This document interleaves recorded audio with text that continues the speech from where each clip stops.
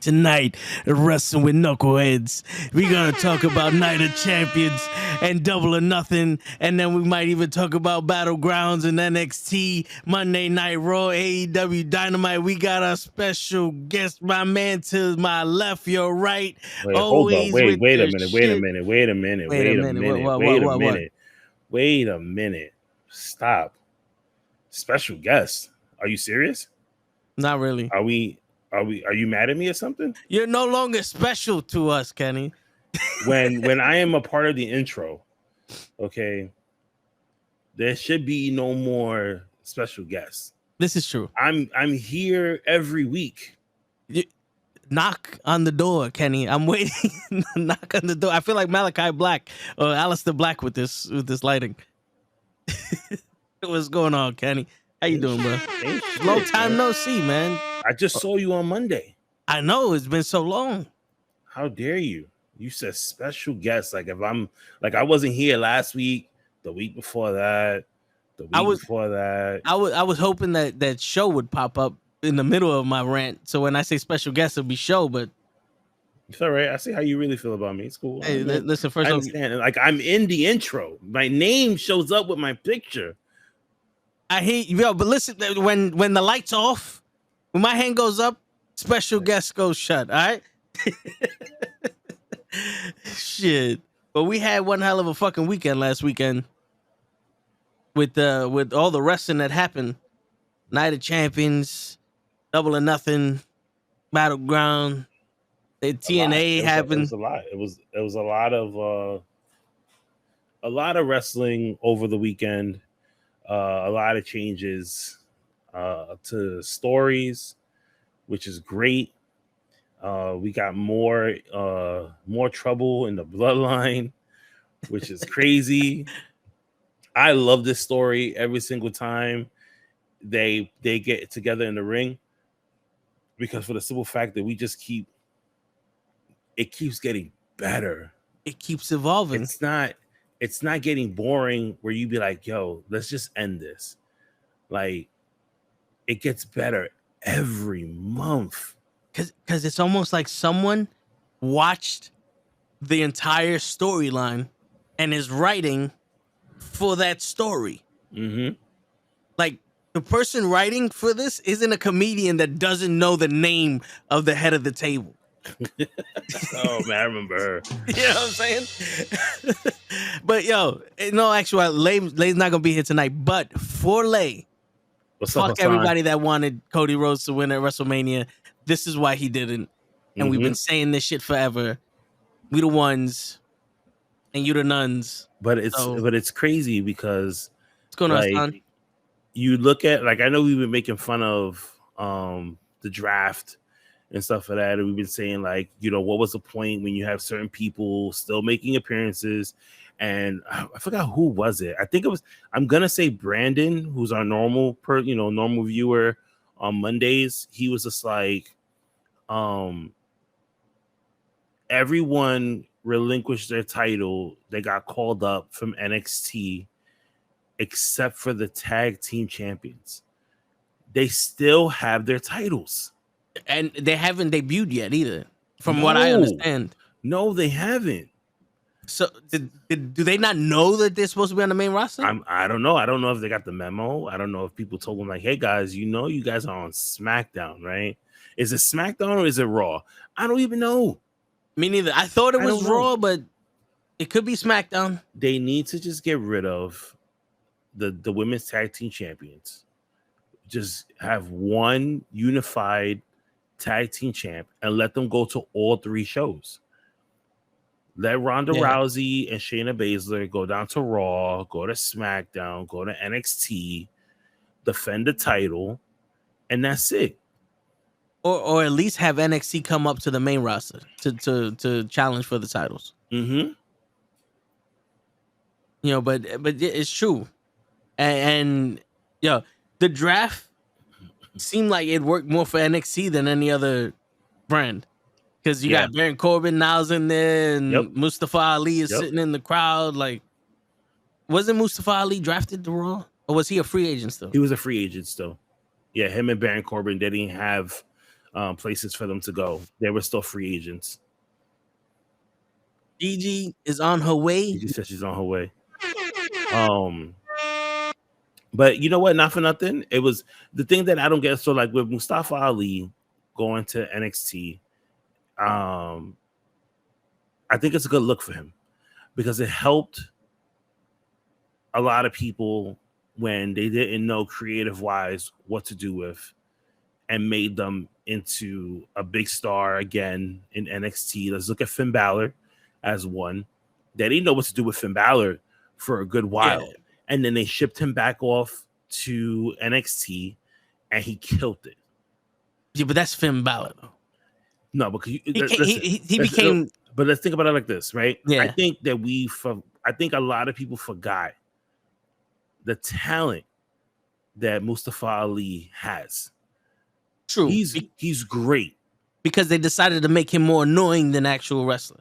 When he was doing what was the oh my god, he played the hacker Retribution for Retribution, right? Yeah. I loved him as the leader of Retribution. He made me believe because of all the stuff that he was going through with WWE at the time. And then they finally said, you know what? We'll put you in this hacker role. Let's see how you do, blah, blah, blah.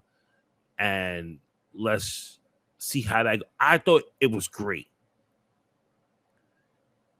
You know what I mean? Yeah. And then after they dismantled Retribution because they just pretty much didn't know what to do with it, which to me, I think when you start doing these factions, to me, I feel like you shouldn't have the writers write for 4 to 5 people. Yeah. As a group, you guys need to come together with one writer and say, this is what the concept that we have. And this is one of the things I know a lot of people hate Vince McMahon. But guess what? If Vince McMahon did not let the New Day do what they did when his original idea sucked ass, and they said, this is not going to work. Let us do this. And Vince looked at them and said, okay, that's your careers. Because guess what? If that didn't work, if he didn't do that and that didn't work, Kofi would have went back. He would have went right back to main event. Yeah. We've been looking at Apollo Crews instead of Big E and Xavier Woods probably would have been canned. Yeah. Or at least Big E would have went to like the main. He would have went to main event as well, and Xavier Woods probably would have been cut. He would have been back on TNA as Apollo Crews. He would have been back on Impact. Yeah. You know what I mean? So kudos to them. I think they paved the way for people that should have who should take their character to the next level and say, listen, let me control this. And if it doesn't work out, do what you need to do. Yeah. But you need to come up with some type of plan. Retribution was built on a solid enough foundation for it to be interesting. But then as soon as they started to come into their own, they literally reneged on everything they said. Right. They were like, we're getting retribution because you're giving out these contracts to these people or whatever and blah, blah, blah. And then what happened the next week? They all got contracts. Mm-hmm. It's like, wait a minute. You're mad at them giving out contracts, but then they gave you contracts and now everything's gravy? Like if you go back, for the people who are watching this right now and listening, if you go back to the interview I did with Shane Hayes, who played oh my god, what the hell did he play in Retribution? I'm trying to remember his name in Retribution. Oh shit. Renegade is the no.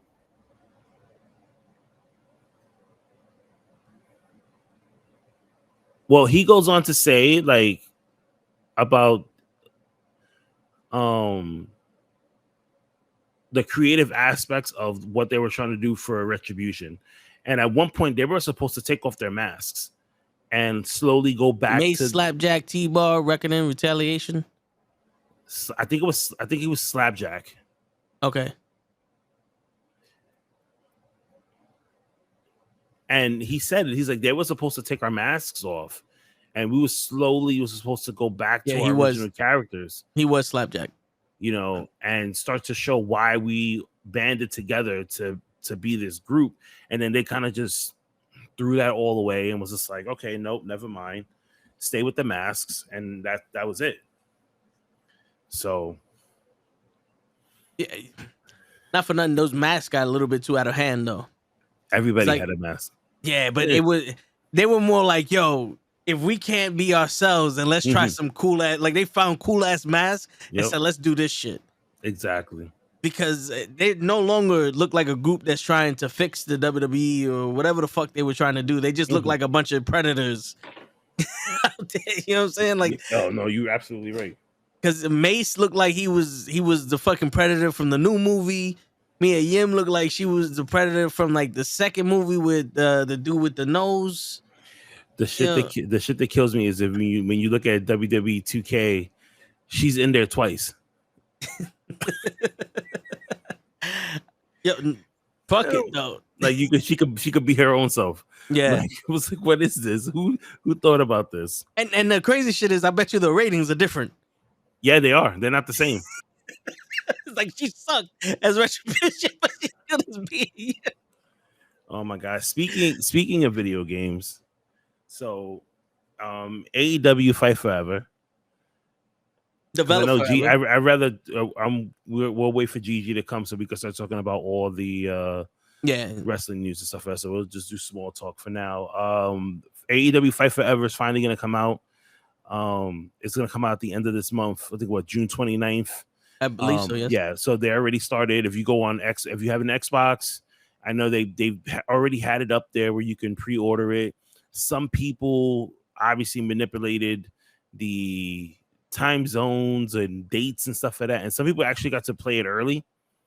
So some people are actually playing it right now, and they're giving you like different plays, like video game plays and stuff like that. If you go like on Twitch, apparently Darby Allin, any character you at this point, you could grab the skateboard and skate around the ring. Did you see this? Yeah, he pulled it out of his ass from what I saw. So I saw another video where he was going up against Chris Statlander, and him and Chris Statlander had skateboards, and they were circling around the ring, going up the ramp. And I said, I turned to Jackie and I said, so check this out. She laughed. She had a little chuckle. She was like, why are they riding around in a skateboard? I said, remember, because Darby Allin comes to the ring with a skateboard. So she's like, okay. And she's like, so this is going to be in the video game. I said, yeah. You know, but then you think about it is that people are making fun of this game. But to be honest with you, I think it's cool because they have the little mini games too that you can do.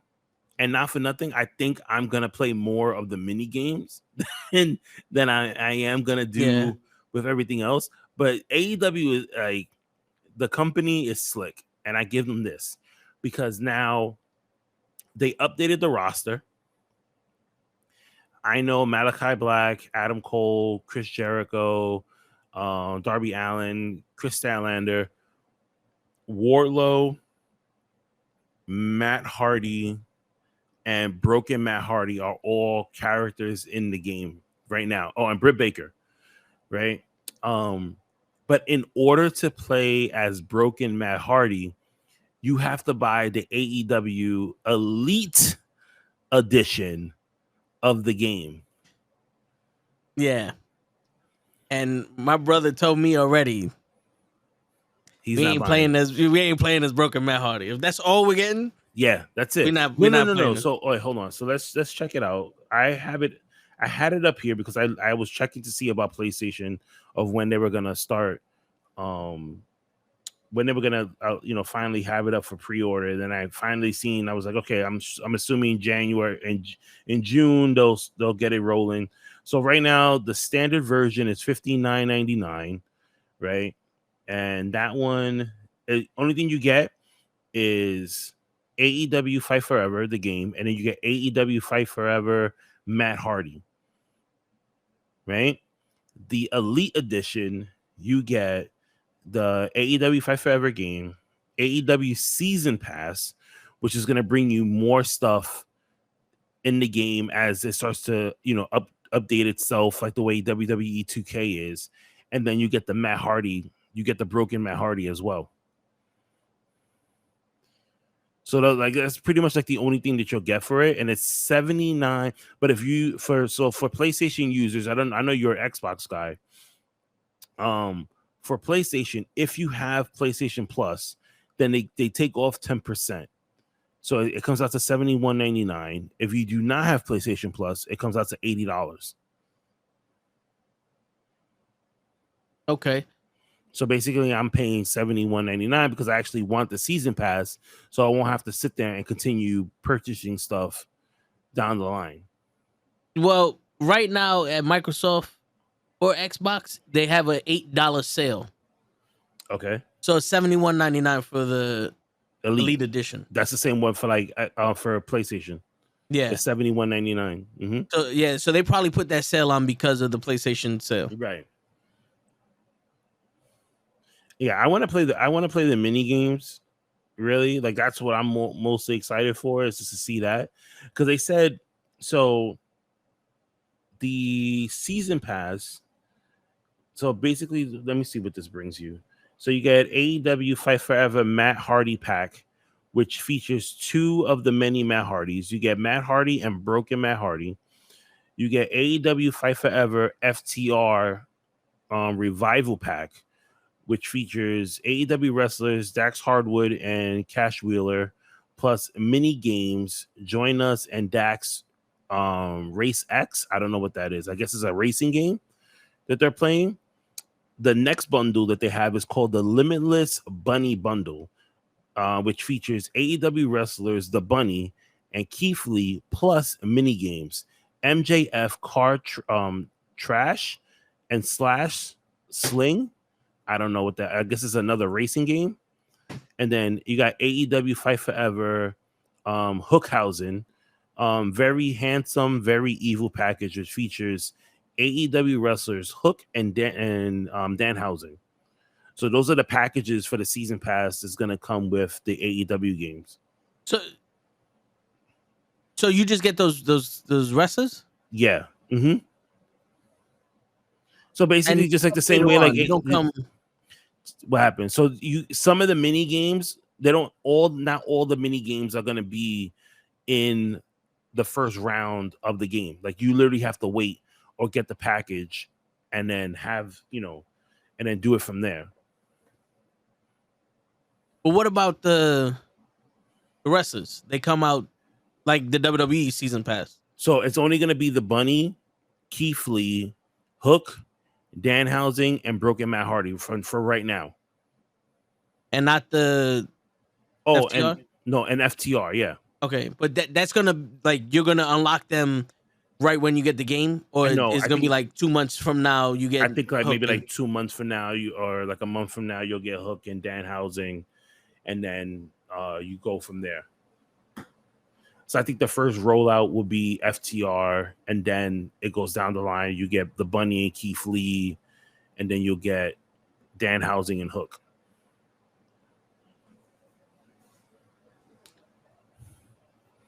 I mean, listen, it's a start. Yeah, it's their first game. They need to feel out and see how everything is. I'm sure that next year, when we get AEW Fight Forever 2, it's gonna be way different than this one. I think they'll probably move away from the No Mercy look of Fight Forever. Probably keep the games depending on how people review it, and then go from there. Because let's be honest, a lot of these AEW diehards are gonna play this game and they're gonna be like, "This is the best freaking game in the world," and oh my god, I love it. I haven't even played my 2K 23 since I bought this because I replaced it and blah blah blah whatever. Yeah, you know, but this I guarantee you the second time around, this game is gonna look so much better, well, and it's gonna play so much better than this game that we're getting at the end of the month. No, I mean, Victor, you're absolutely right. It does not look great. I thought that the way these people said that they were going to make this game looks like No Mercy.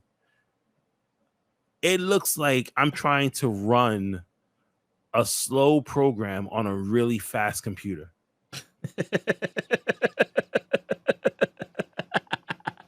You know something? That's a good fucking analogy. That is a good analogy. Like, it doesn't look like this fits a place like the new versions of these gaming systems.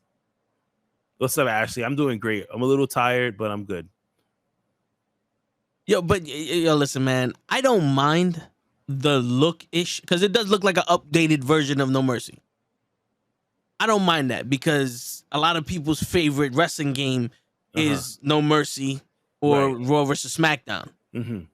So I'm pretty sure Fight Forever 2 Electric Boogaloo is going to look like Raw versus SmackDown. Right. You know what I'm saying?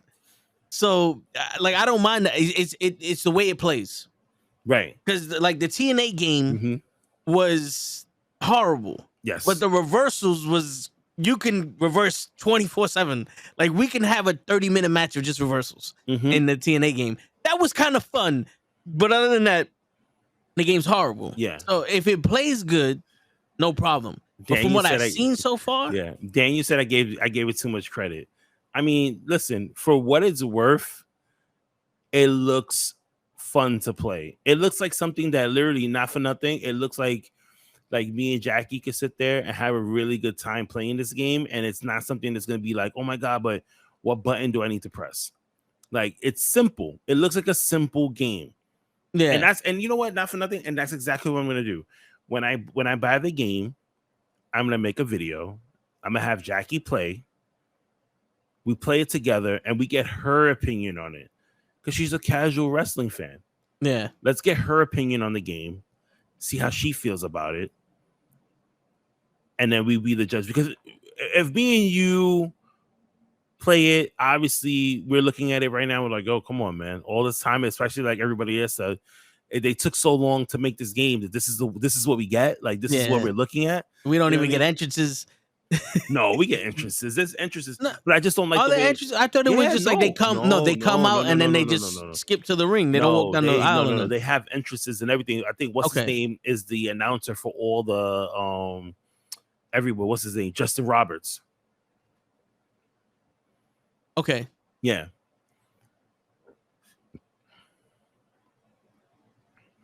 All right. Now we get Warren goes. It's like bringing back a plug-in play system on an HD 84. Yeah, you're absolutely right. And the entrance is only 30 seconds long. Oof. Well, as long as the Undertaker's not coming out this motherfucker, because we don't need the Undertaker or Roman Reigns entrance for everybody, but it all boils down to playing. And yeah, pulling a fucking skateboard out your ass as Darby Allin, it looks weird. I don't know how it plays, but I seen one where Chris Statlander was they were on the walkway and she's on the skateboard and that's the one I was talking about. 20 feet into the air and landed, and stood there and then landed somewhere else. It was like, all right, that's a glitch. We get it, but remember, 2K20 was a glitch that took 2 years to fucking fix. I don't know. This game's been coming. They announced this game, 6 months into Dynamite? Yes. This is going on 3 years making this game. I remember I was in Chicago for All Out last year. No, not last year. 2 years ago. when I went to Chicago for All Out, and they had showed the game in Chicago to announce that they were coming out with a game, and they were showing the graphics to the game. So for you to develop this game 2 years,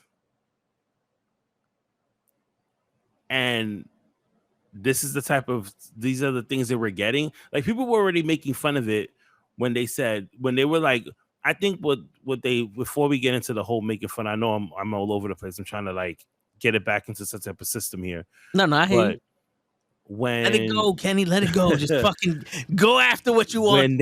When they announced it and they said this is the way it's gonna be, and we were gonna have mini games, and it was gonna give you like a No Mercy feel. I thought that they were gonna give you a No Mercy feel, but they were gonna give you graphics like Battlegrounds. Remember Battlegrounds for WWE when they fucked up 2K20?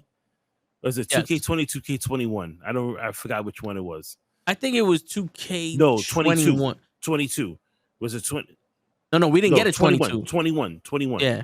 When they fucked up 21 and they said, okay, we'll give you Battlegrounds. And that was pretty dope. I loved Battlegrounds. I don't know if a lot of people still play that game. I know I do. From time to time, I'll turn it on and play it. That's one I never got. Like that.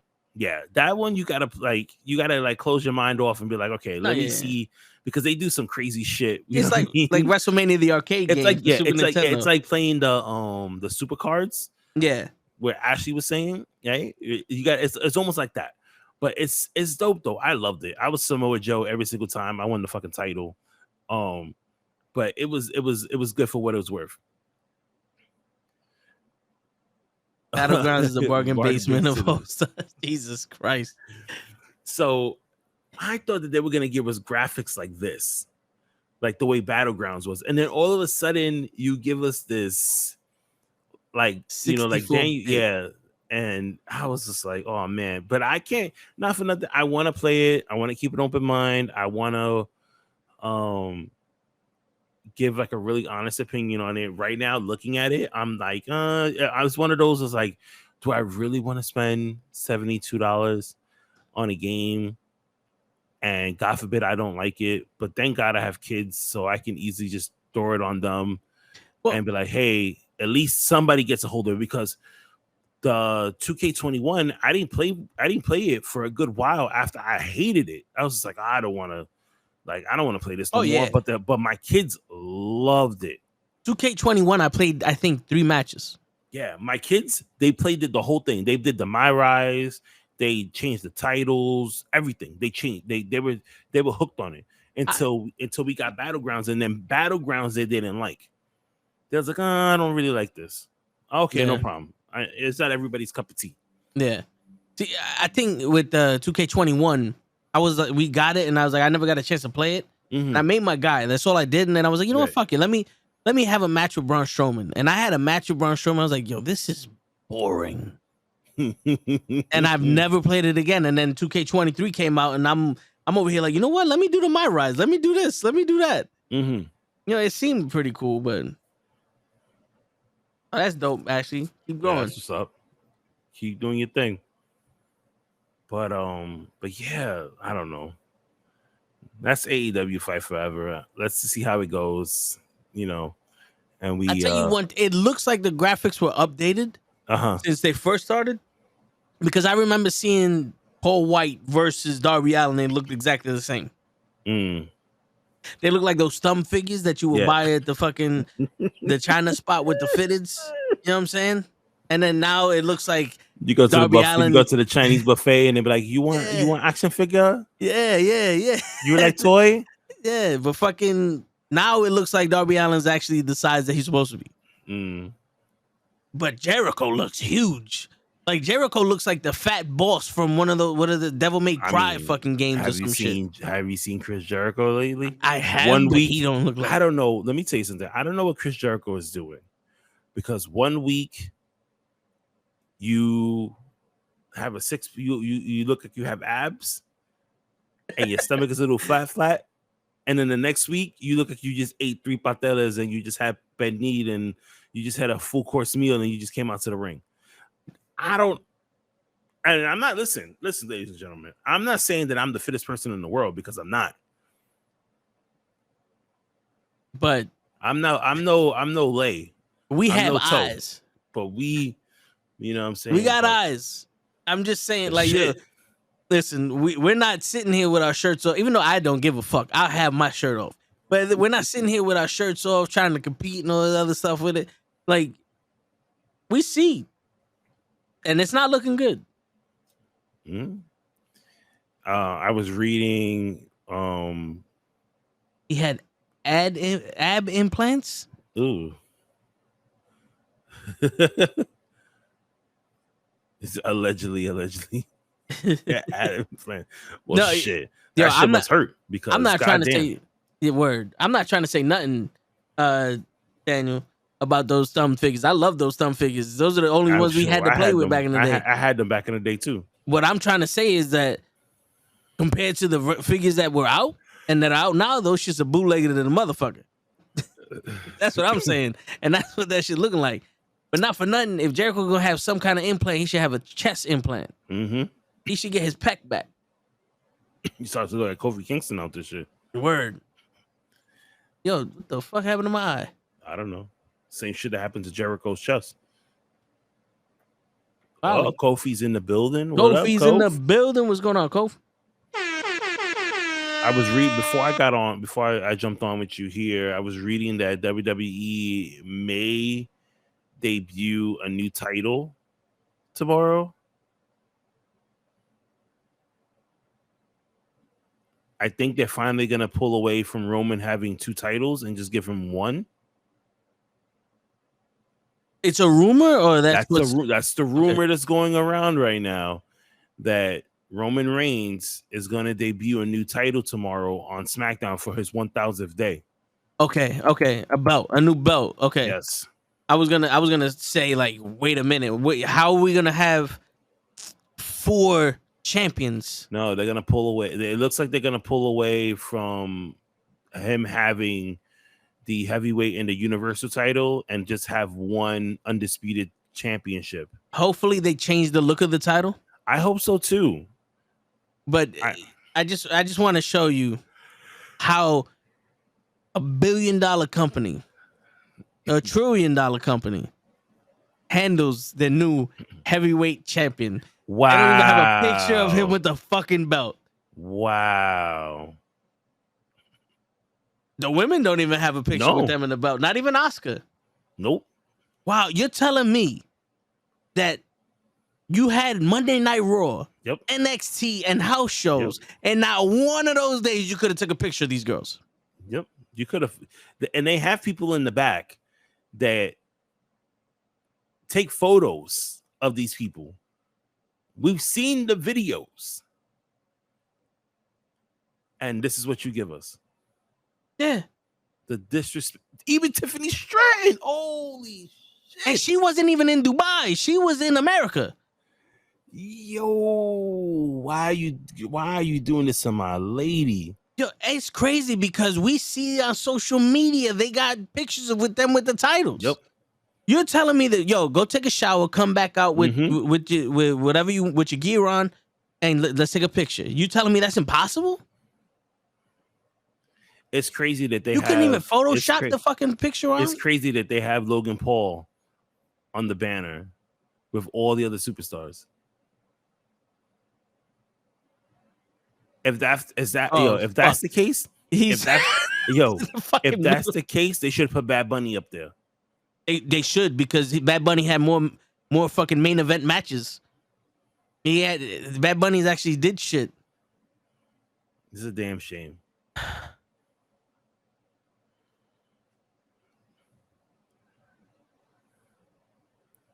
At least they don't have Roman up there twice like they did before. Remember when they did the champions? Yeah, they put Roman twice, and he had both belts on. Yeah, like I could understand if you had him twice with one individual belt for the pictures, but he ain't holding both belts on both pictures. Like you could have just put undisputed champion in the bottom of it, and that would have been it. Yeah, Yo, listen, bro. I get it. As a wrestler, no matter what company you're for, or what, if you're independent of whatever, you have to sit here. Yo, this is really. I don't know what you did, Ti. Dude, I just looked at it and then they did that. I don't know what happened. You have to sit here and you have to say all these things because if he wants to be a wrestler, blah, blah, blah, all that other shit. Mm-hmm. There's no way in fuck that's right. You know what I'm saying? Like, bro, there's no way that should be there. You're absolutely right. If this was like the YouTube channel, okay, because you're getting them for his YouTube audience. Mm-hmm. This is for the belt. Like, this is the superstars. The people who are there 350 days out the year or whatever. Ricochet's not there. Otis is not there. Let me see who else. Trish is there, but Finn Balor's not there. You have so many people that you could have. Is Seth Rollins there? Oh, Seth Rollins is. No, he's there. He's there. Let's go. Let's put this shit back on. Let's see this shit. Let's go back. Bobby Lashley isn't there. Yo, there's not one black person. Well, besides Bianca Belair. Yeah. And okay, you got Carmelo. Okay, so Tiffany Stratton is up there. Is that Tiffany Stratton there? Where? So right there next to yes, okay. All right. Charlotte's there. Rey Mysterio. Yep. There's no Raquel Rodriguez. No, because they have Rey Mysterio to represent the Latin entirety of Spanish. And okay, I get it. Is that Dominic? Yeah, Dominic's right here. Okay, all right. And you got Carmelo Hayes next to LA Knight. I swear to God, I'm catching this shit in my hand and it's just disappearing. Yeah, Carmelo Hayes next to the LA Knight. Sami Zayn, Kevin Owens, Cora Jade. You couldn't put Ricochet there, or because they already had enough black people. Austin Theory's already in the fucking back. The Usos would have been nice. Yeah. You got Solo Sikoa there. Okay, yeah, exactly. That's true. Cody's up there, so you represent the black struggle. Let's do a quick pan. Any one of these wrestlers could have been up there. You know what I'm saying? AJ Styles would have been nice. Mm-hmm. Tozawa, fuck it. He did some crazy shit with Tamina. Yeah. Angel Garza, just to let people know that we actually have other people in here. I forgot that Angel Garza was still a part of WWE. I think his picture and his contract is a part of WWE. Everything else is leave it alone. Bailey? Where was Bailey? I don't know. They don't be showing Bailey no love no more. Who the fuck is this guy? Boa. He don't even wrestle. Bow. Where has he been? Why is Bray Wyatt still on this? I don't know. And Bray Wyatt could have been up there besides fucking Logan Paul. Maybe Brock Lesnar, your fucking go-to guy. Yeah. Booker T a little bit. Half of Booker T. Half of Botch. I thought they changed his name back to Pete Dunne? Yeah. I think they're gonna roll that out slowly. Oh, with the update? Yeah. they're gonna do an update. Change his name. Put Karrion Grimes up there. Maybe Chad Gable. I don't know. I would say Kathy Kelly, but she'd be too busy looking at Rhea Ripley. She wouldn't she wouldn't be able to fit in the picture. Fuck Chelsea Green. Yo, I'll even take Khabib Kakako over here. Taco over there. Yeah. The Baba Kakako over here. Set up for fucking Logan Paul. What's going on here? Yo, is this dude Gable Stevens' brother? Yes. And Gable Stevens can't wrestle, apparently. Nope. What's going on with that shit? They hired him straight out of college. Yep. And he can't wrestle. How hard? I understand it's not an easy profession. But how hard is the transition from athleticism to athleticism? I don't know. Apparently his brother got it. Maybe he's hurting people. Probably. Drew McIntyre. Well, Drew McIntyre still needs his thing, but Drew McIntyre was a big deal at one point. Mm-hmm. Omos. Everybody loves Omos. I thought this was the dude from Private Party. He was like, yo, he snuck up on the roster. Mark Quinn snuck up on the roster. We got Private Party. I thought that for a minute. I thought that was Sean Dean. I was like, wait a minute, what is he doing there? Don't you work for AEW? Word. In a bunch of them. Get Electra Lopez. There he goes, Gable Stevens. Yeah, they have him on the roster, but he don't do nothing. Like, he just stays with that black sweater. Yo, did they take a picture of Christian and just put his face on it? That's what it looked like. Especially after that ladder match. I heard Grayson Waller's about to get cut. What you think? Listen, it wouldn't bother me. It wouldn't bother me either. Who the fuck is Guru Raji? I have no idea. He could have been up there set up for Logan Paul. Indy Hartwell. You gotta love that. Yep. NXT Women's Champion on the main roster doing jack shit. Well, she's not the NXT Women's Champion anymore. So. No, I know. That's what I'm saying. Well, no, but remember, she's injured. She hurt her foot. Yeah. Mm-hmm. Okay, but still, you can still do something on the main roster. She just did a dunk contest on TikTok. Sky could have been up Jerry there. Lawler still on this roster? Word. It's got to be like a Legends contract or some shit. I'm sure it is. Yo, is this a before and after picture? It looked that way, right? But it's two completely different people. And they're both named Joe. Yeah. That's crazy. Yo, why did they shrink my man Jinder Mahal's top of his head? I don't know. Nigga look like one of the Goombas. Yo, he does. He looked like a King Cobra snake. Like that's his animality is a cobra.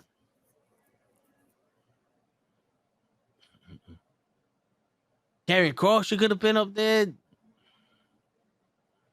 Anyone but Logan Paul. Kofi Kingston, maybe someone from the New. You could have put Lash Legends on that. You know? You could tell they haven't updated this when Liv Morgan is still holding the tag team titles. Yeah. Like, you guys got one job. Update the fucking pictures. Yeah, like you would think they have a whole team for their website. Maybe the people who update their website doesn't watch the product. I don't know. Yo, this is killing me. Her name is Michin. Yeah. I don't know why they changed her name. It did not make any sense to change her name. It didn't. It doesn't. Whose man's is? I don't know, but anybody but this fucker and Logan Paul could have been up on this poster here. Anybody. But they put Logan Paul. That's what they wanted to do. I'm surprised they didn't put who's that fucking MK36, that rapper, the white boy? MGK? Yeah. Machine Gun Kelly, yeah. Yeah. I'm surprised they don't have his picture on there. I mean, he made him a character. In the game. He is in the game. Yeah. Yo, I can't wait when we become famous, like more famous, and they ask us to do WrestleMania matches and yo, put me in the video game. I'll give you my creative character. Throw that shit in there. I want all that shit. I want the video game. I want the fucking WrestleMania matches. I want to be in Backlash. I want the fucking Saudi money. I want all that shit. Throw me in Crown Jewel. I don't give a fuck.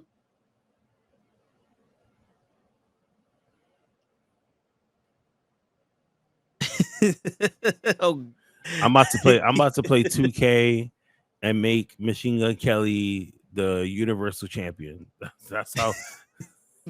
Just to piss people off. All 3 titles. Fuck it. So, yo, this is the World Heavyweight Championship, like the big gold heavyweight, or is this a brand new World Heavyweight Championship? What do you mean? The lineage. What are you talking about for Seth? Yeah, like his title. I think that's a continuation of the World Heavyweight title, or is this a brand new title? No, I think this is just a brand new title.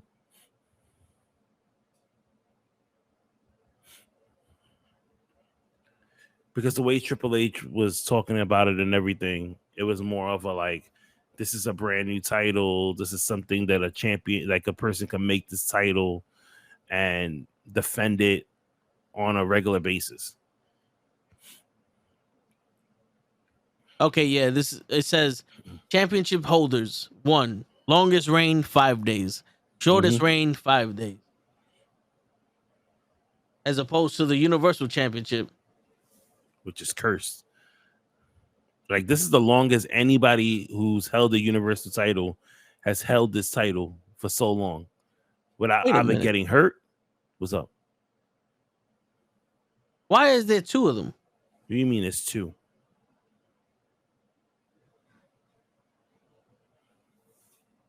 I'm looking up the Universal title. Okay. You have from 2020 to present, and 2010 to 2019. Probably the colors. Oh, because God forbid. Yeah. Bray Wyatt 6 days.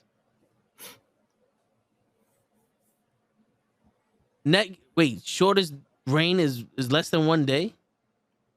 Yeah. Remember, Finn Balor. Remember, Finn Balor won the Universal Championship and then he relinquished it the next night. Yes. He won it on He won it on SummerSlam, and then the next night on Raw, he relinquished the title because he got hurt. Yes, and I got that motherfucker just in case if anybody's watching.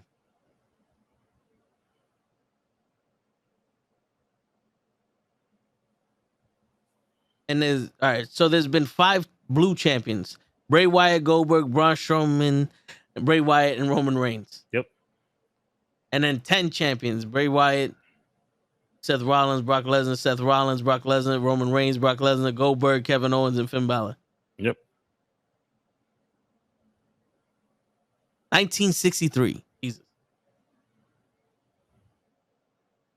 Wait, do they change this shit for every? Yeah. Yeah. Okay, I guess this is every iteration of the.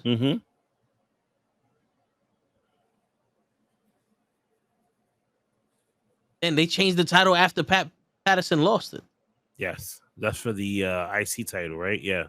Yeah. Because the original IC title wasn't white and gold plating that they had then. It was like a reddish, and it was smaller. Yeah. It looked like an actual belt. That was the original title that Pat Patterson held that he won in that tournament. And then when he brought it over to WWE, they designed it and they put the white strap with the 3 plates.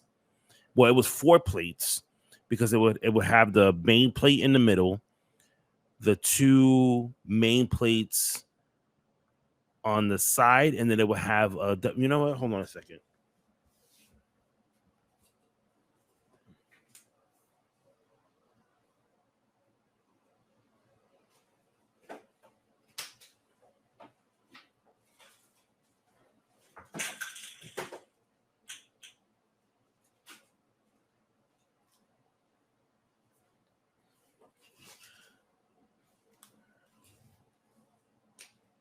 Was it this one? All right. It wasn't this one, right? Yes.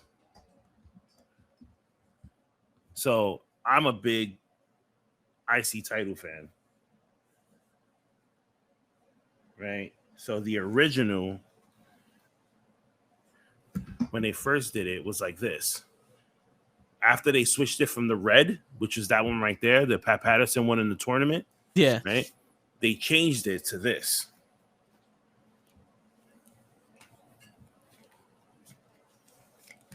Right? So they always had the WWF logo. Yeah. And they had the 3 small plates to indicate the grappling. Right? Because that's how pretty much like they won it. And then they put the WWF logo on it with the. Bring this down a little bit. They brung it down. They had it like this, and then they put the rest. So this one, if somebody looks at, you look at this one here. This is the one that Goldust, when he became champion, he redid it to make it gold. So if I was to have like better lighting, you can see the gold in here. Right now, it just looks brown. But Yeah. It's a solid gold color look. And this is like the same weight as like the actual title that he held. Okay. Like it's not the way the ones that you get from the WWE shop. They're like this is like real leather. Yeah. Well, because the way that the actual belts are made is like a strip of leather that's tough, and then everything gets bolted. The WWE one from the shop it's like a piece of cardboard in between the leather. That's why it's stiff as shit. Yeah. But I mean, it's still something. That cost me a pretty penny to make.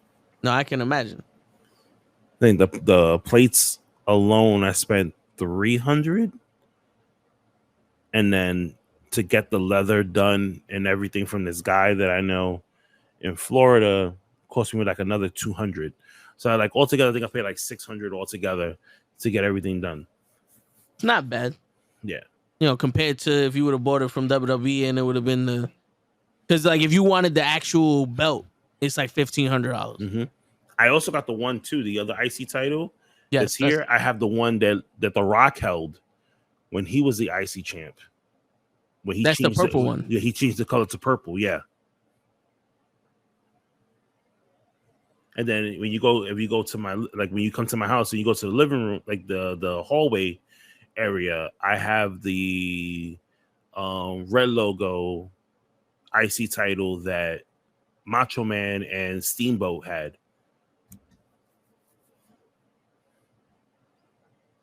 That was that had the red logo. That had the red WWF logo on it. Yes. That one's in my living room. I mean, in my hallway. Yo, the belts back in the day were fucking beautiful. Now I don't know. There's not a title that I like. Like I'm the Universal title's growing on me just because I like that shade of blue. But like a title I don't like the tag team titles. Those shit's horrible. Yeah, no, I don't like the tag team title. I like the old school tag team titles. The WWF versions of the tag team titles. I love those. Yeah, the ones that Bret Hart and when I heard you said, yeah, those I love. Hold on a second. I even liked when they first changed the tag team titles for when it was Raw and SmackDown. When Raw made the tag team champions, and it was like the world tag team titles versus the WWE tag team titles. I like those. But there's not a lot of shit that is catching my eye. And then they got these, fucking commemorative championships that like, oh, we made this for Eddie Guerrero or this one for Kurt Angle. And I'm like, yeah, it's cool, but you got to spend. They never wore it. You know what I'm saying? Like, I would think they would be cheaper. You get a title, the big O with a bunch of logos all over it. Yeah, I mean, that's pretty much what it is. And the big ass WWE logo on this shit. Look at this. This is the big gold. Which hey, let's zoom in. Yeah, I love how I zoom in and the picture fucking gets smaller.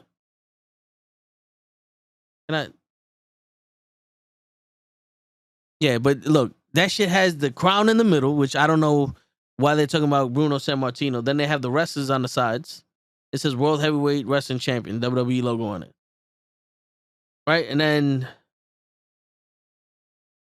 this is the world title, which you can't see shit. Because why would you?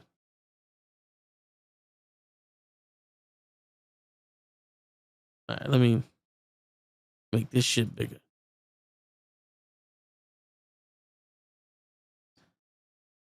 Then you got the world, the little lion shit on the bottom. I don't know where this eagle is. They be talking about an eagle. They got the lions on the left. On the right, the lion on the bottom. The crown on the top. I don't see no eagle. Unless I'm fucking stupid. But this has the potential to be better. It's just there's a lot of shit going on, and the center world logo and the WWE on top of it kind of throws it off. Kind of throws it off.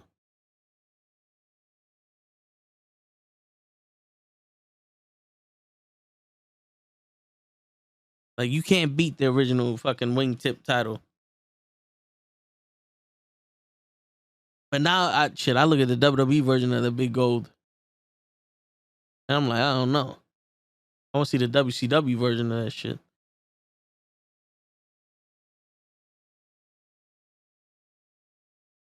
Do they even have the WCW version?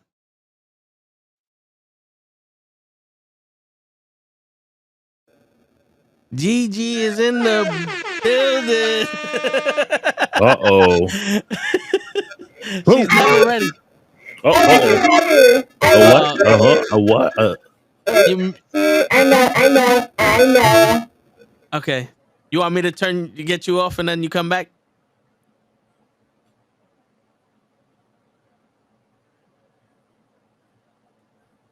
I can't hit, yeah.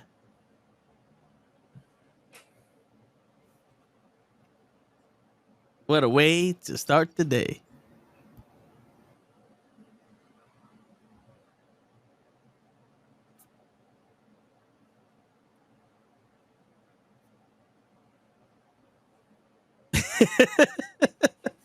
I love it. She comes in, we're all quiet.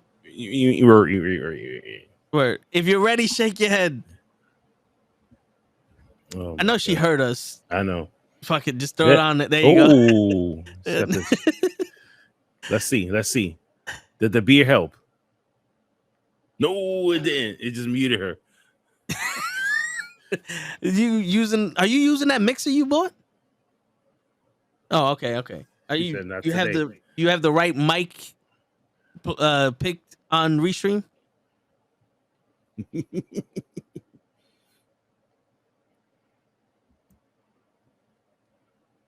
Nope. Check your settings.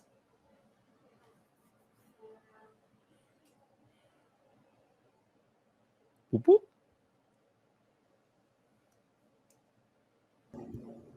I heard noise. I heard noise also. Oh, that worked. Yes. There you go. Yes. So hit the button. My camera's not on though. Oh, I see why. Sorry. Hold on. Okay. There we go. There she is. Hi guys. Why would you say? So the funniest thing is that everything was working just fine. Everything was settings on perfect and everything like that. Why it was not working for me, I don't know. Because all I did was unplug the connector that everything is on and just plugged it right back in there. That's why my camera went off at the same time, because everything is kind of connected. I was going to use the mixer today, but I didn't feel like dealing with the feedback. It's a long day. I don't know if you guys also noticed that I have a new addition. I saw that. I was just about to ask. We got mommy on the wall. That's right. And how amazing is this? We got mommy. We got I'm your puppy, and then we got mommy number 1. Word. Look at this. I like the way you put it. We got mommy, the mamacita, and the papi. That's right. We got mommy, mamacita, and papi. And shout out to Nolan Harris. He is the amazing artist behind mommy over here. I was able to win that off of a giveaway. Kind of did it at the last minute, and who fucking knew that I was going to end up being a winner of his original drawing. So shout out to Nolan Harris. If you don't know who he is, definitely go ahead and give him a follow. That's NOLANIUM. All right. So Nolium. That's what it basically spells. Nolium. Okay. Amazing artist. Fucking fantastic. My man got 68.9K followers. He's just doing his damn thing. And we definitely got mommy because of him. So thank you so much, Nolan. Mm-hmm. Continue the great work. I'm so excited for other artwork that you decide to put out there. We're here for all of this. So thank you so much. Nice. Word. I I'm drinking beer because I'm still waiting for my bottle to show up, which should be here any minute now. Yo, why do you order it so late? So it's fresh. No, because I honestly dead ass completely forgot to go to the liquor store as I left work today, and then because I normally go to the liquor store that's around my way by Yankee Stadium and everything like that, but I just happened to turn the corner and see that the bus that I usually take was there. And instead of thinking about alcohol, I was thinking about I need to get home to do the podcast. I got to get home. I got to pick up the little mamacita. I got to do this. And by the time I got to here, I was like this. I didn't get no fucking Jameson. And I don't have no Jameson. Uber Eats. Liquor favorites. Jameson. Boom. Yep. From the spot. Boom. Got it. It will be here in about an hour. I just looked at that bitch. That shit said less than an hour. Honestly, I wasn't supposed to get until 11 o'clock. That was the estimated time. And now my estimated time? 10:15. 10:09. 2 minutes. 1 minute. Oh, shit. My guy's down the block. There you go. We'll let you do your thing. All right. And you come back. Oh my God. When the JMO's calling, you got to go. Listen, I got 4 days. I know show he goes, I know when we doing Mondays and he's just like, oh, you're slurring your words. You sound like you're drunk. And then I'd be like, I'm not even drinking. Oh, I'm gonna be drinking on Monday. Oh, I hear that. I'm off. I am off. Check this out. I am off Saturday night, Sunday night, Monday night, Tuesday night. I don't go back to work until Wednesday night. I'm off for 4 days, bro. 4. You deserve that shit.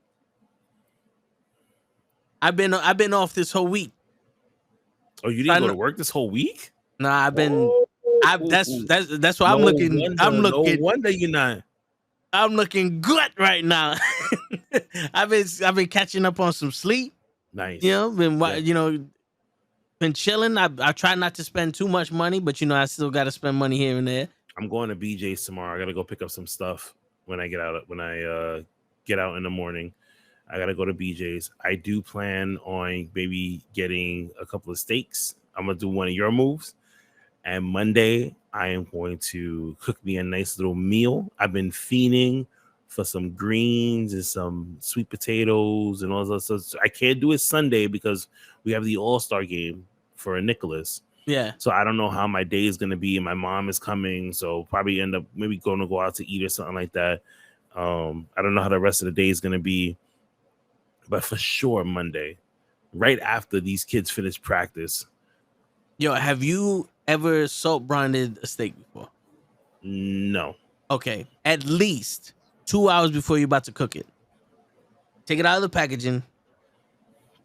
Dry it up. Take a paper towel, dry it. Mm-hmm. And then put salt on it. The sides, both sides. Put it back in the refrigerator. Let it sit there for 2 hours. You will thank me later. If you want, go ahead and do a 24-hour one. Okay. You will thank me later. That will be the softest, most tenderest steak you ever had. Juicy as a motherfucker. Yeah, and I plan on making that, and I'm gonna have a nice glass of cognac with me on Monday. Just sounds expensive, but really it's just Hennessy, Yeah. And we're gonna talk some wrestling on Monday, like we always do, and have a good time. So yeah, it's gonna be a good night. There you go. And I'm going to be tired as shit on Monday because I'll be back at work. You'll be back at work. It'll just be the reverse. Yeah. It'll just be like right now I was yawning a lot throughout the time that we was talking. And then you're like mad refreshed. And she waved before she got on. And then she was like, oh, I'm not waving at you, I'm waving at Kenny. Hi. She's showing us her new nails. Look at that. Is she coming to the show this month or no? Are you coming to the show with us this month? When is it? It's the 17th, right? Something like that, right? Yes, June 17th. Yes. Yes. Do your fight thing for Battle Yes. Club? Mm-hmm. Yes. Yes. Okay. I have to. I believe so. Okay. No. A I'm reason. so sorry. Are we doing this in your busy schedule life? No, because the reason why I ask is because the boys asked for her. That's why, because they were coming. The boys? Yes. The boys are going. They asked for me. Yes. Yes. You know they like hanging out with her. Yeah. All right, I'm gonna need some search sizes for all of them. Hopefully, maybe tonight I'll set it up and then send y'all some runs. There you go. Yo, see, Hey. she always got the JMO on deck. Listen, even if I don't have it I at like the the media nails. moment, I will get it. Don't judge me. It's just that I couldn't find the same matching ones. Nope. So- Nobody's so- judging you. so- Nobody's even Word. noticing anything. You're the one that No, does it. I love them. It looked so nice. cool. It matches your shirt. Mm-hmm. Okay. Did You're welcome. Wait, did she see Say you're welcome. did she see the Little Mermaid yet? Yeah, she went to see it. Not with me Nice. though, but she went to see it. You seen the face Gigi made when she said that? Nah. She was tight. She went with me when I was yo. I'm Gigi, yo, to my she said- core. To my said she saw it. core. She said she saw it. Like Yeah. that's the face of a parent that was pissed. She Yeah. saw it. It I wasn't with me, waited. but she saw Yeah, it. it's like I waited for her, Right. but she saw it already. Yeah. I Yeah. was trying to wait for her, but other people decided not to. But you know what? Nope. What fell? Yo, yeah, with the falling and stuff. Oh no! No, I got fucking. I have a little plant. I have bullshit. It's not a real plant, but like one of these little grill positive dots, and it was like a little sticky thing, and it just came off. Okay. wait. Yeah, and I got fucking mixed martial arts fighters above me.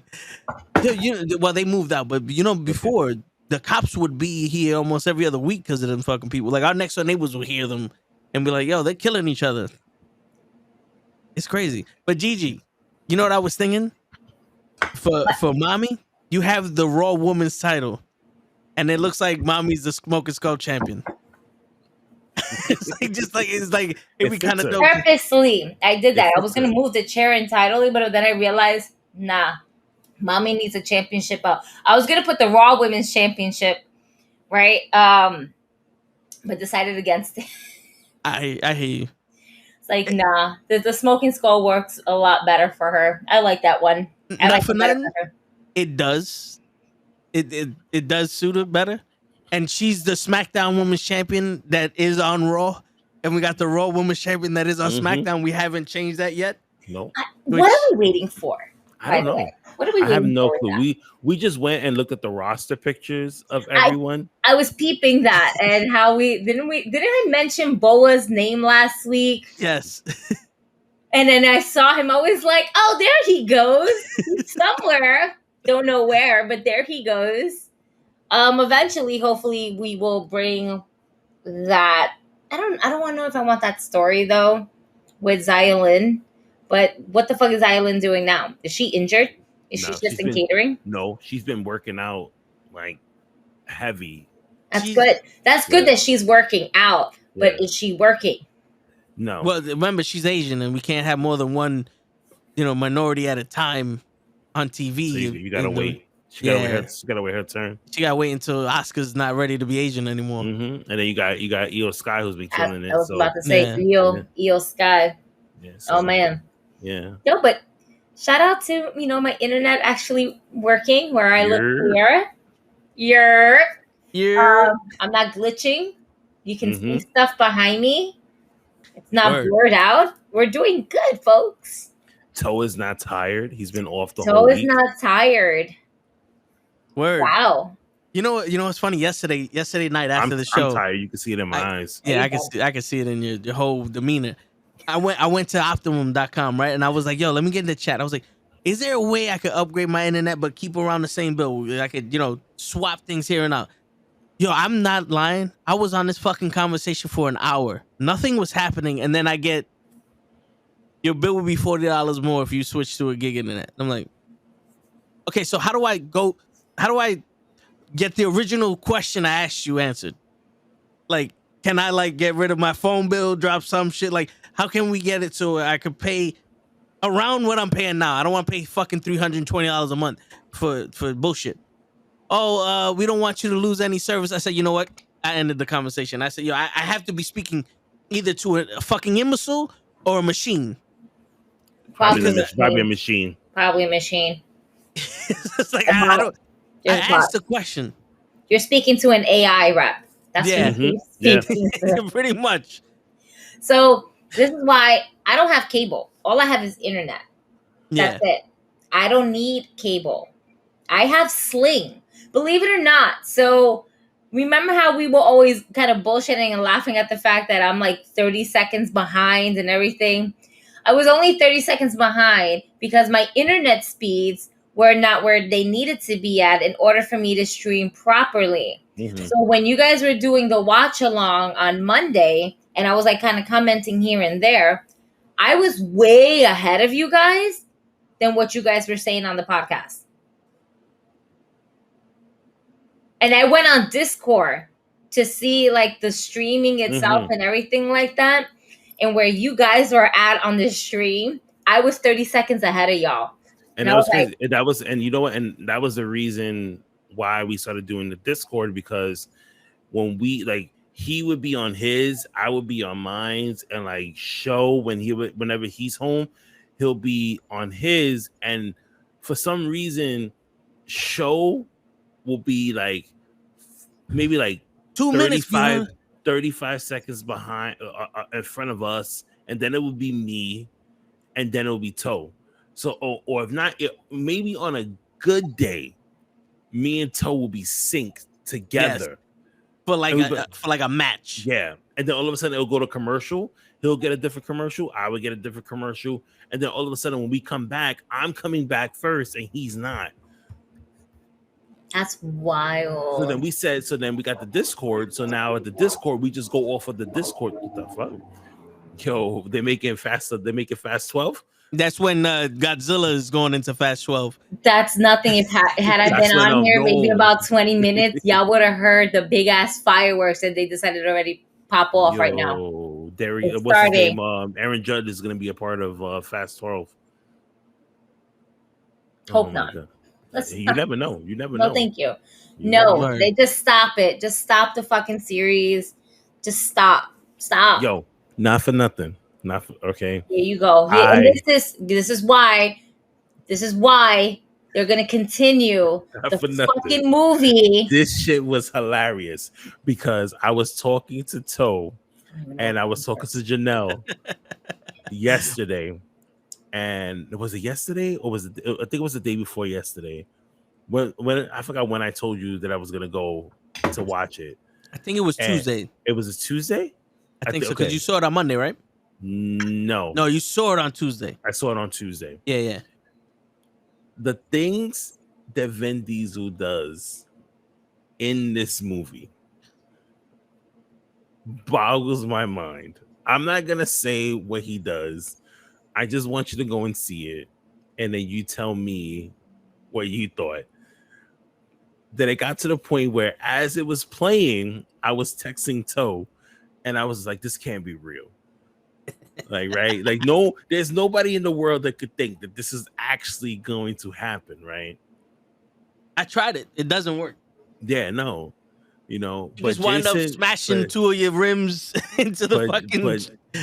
But Jason Momoa is by far the best villain in the Fast and the Furious series.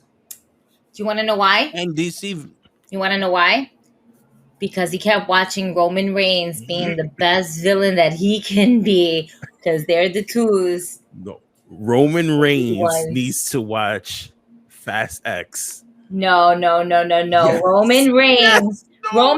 Jason Momoa hit up Roman Reigns is like, excuse me, my tribal chief. No. I must know how to play a good villain, because this Aquaman shit is good, but how do I become a douchebag? I don't know. I don't know where Jason Momoa channeled this character from. The Joker.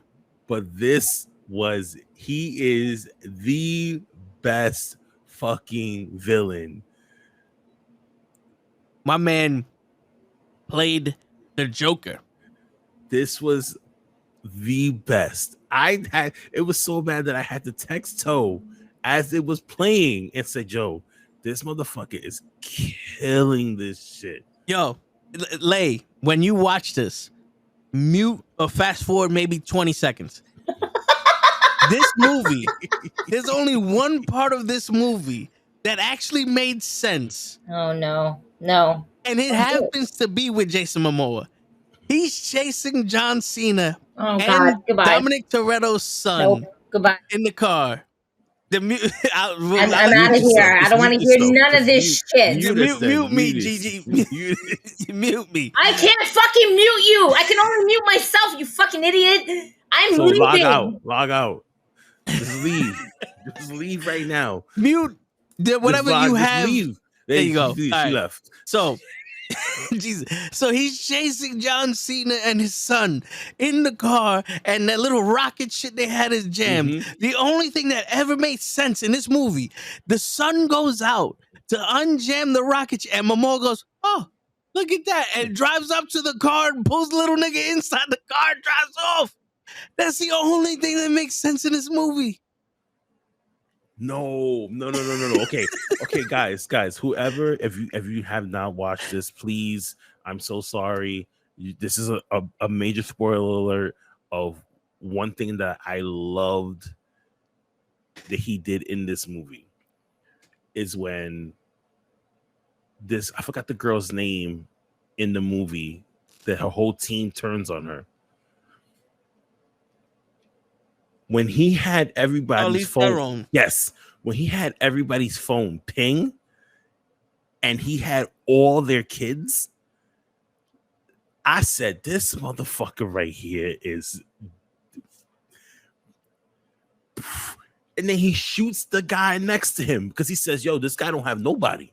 Yeah, you don't even got a cat or dog. Like he's like, "No one loves you." He said, "No one loves you, so they ain't gonna miss you." Then he goes, "You two nerds, come with me," and just leave. Yeah, with me. That was that has to be. Are you done? Thing. Yes, done? Yes, we're done. Yes. Can we go back to wrestling? Yes. Is it possible? Yes. Are we done? Yes. And then when Roddy Piper came up, I'll just play with you. I would log off. Mind you, I'm watching us. All right. And I had to mute the TV, and I'm just hearing Kenny. Now I'm like, these assholes. I'm just going to. I'm glad that we're done. I don't want to hear shit about the movie. Because I have to be a pirate for things. Because I will refuse to pay to watch this fucking movie. No, it's worth the money. Nope. It is. Nope. I paid the without Paul. Well, then you're stupid. Without Paul Walker. Damn. No. He's in the movie. CGI. Why? Let the man sleep in peace. Well, technically. No, that's true. Technically, when the Ninja Turtles showed up, man. Ray, I really like you, Ray, but you're pushing it. I don't want to hear about Master Shredder being in a fucking sports car trying to fucking have a race with Vin Diesel, all right? And then then Dwayne The Rock Johnson shows up, okay? And then the Chino that died with the other girl, with Giselle. Wasn't her name Giselle? Who You're gonna be cool. Wait. Let's just listen, we're just adding characters at this point. All right, Teenage Mutant Dominic. Yo, but not for nothing. You can believe that they had the Ninja Turtles in this fucking movie some way, somehow. It's believable. Miles Morales comes out of nowhere in this movie. Word. And that's how it goes into Spider-Man and the multiverse.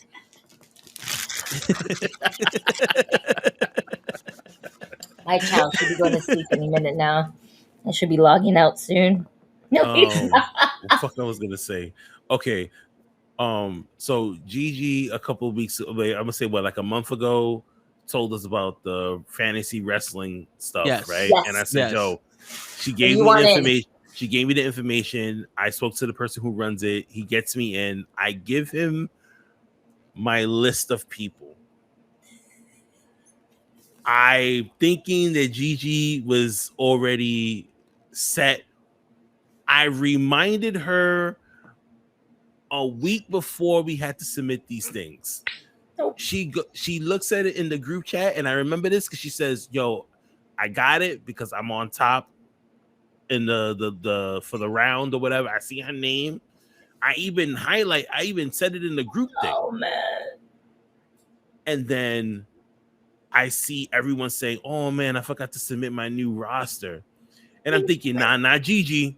I said, she's there. And Gigi goes, "Oh man, I forgot to set." I said, "Oh shit." Yo, but you know what the thing is?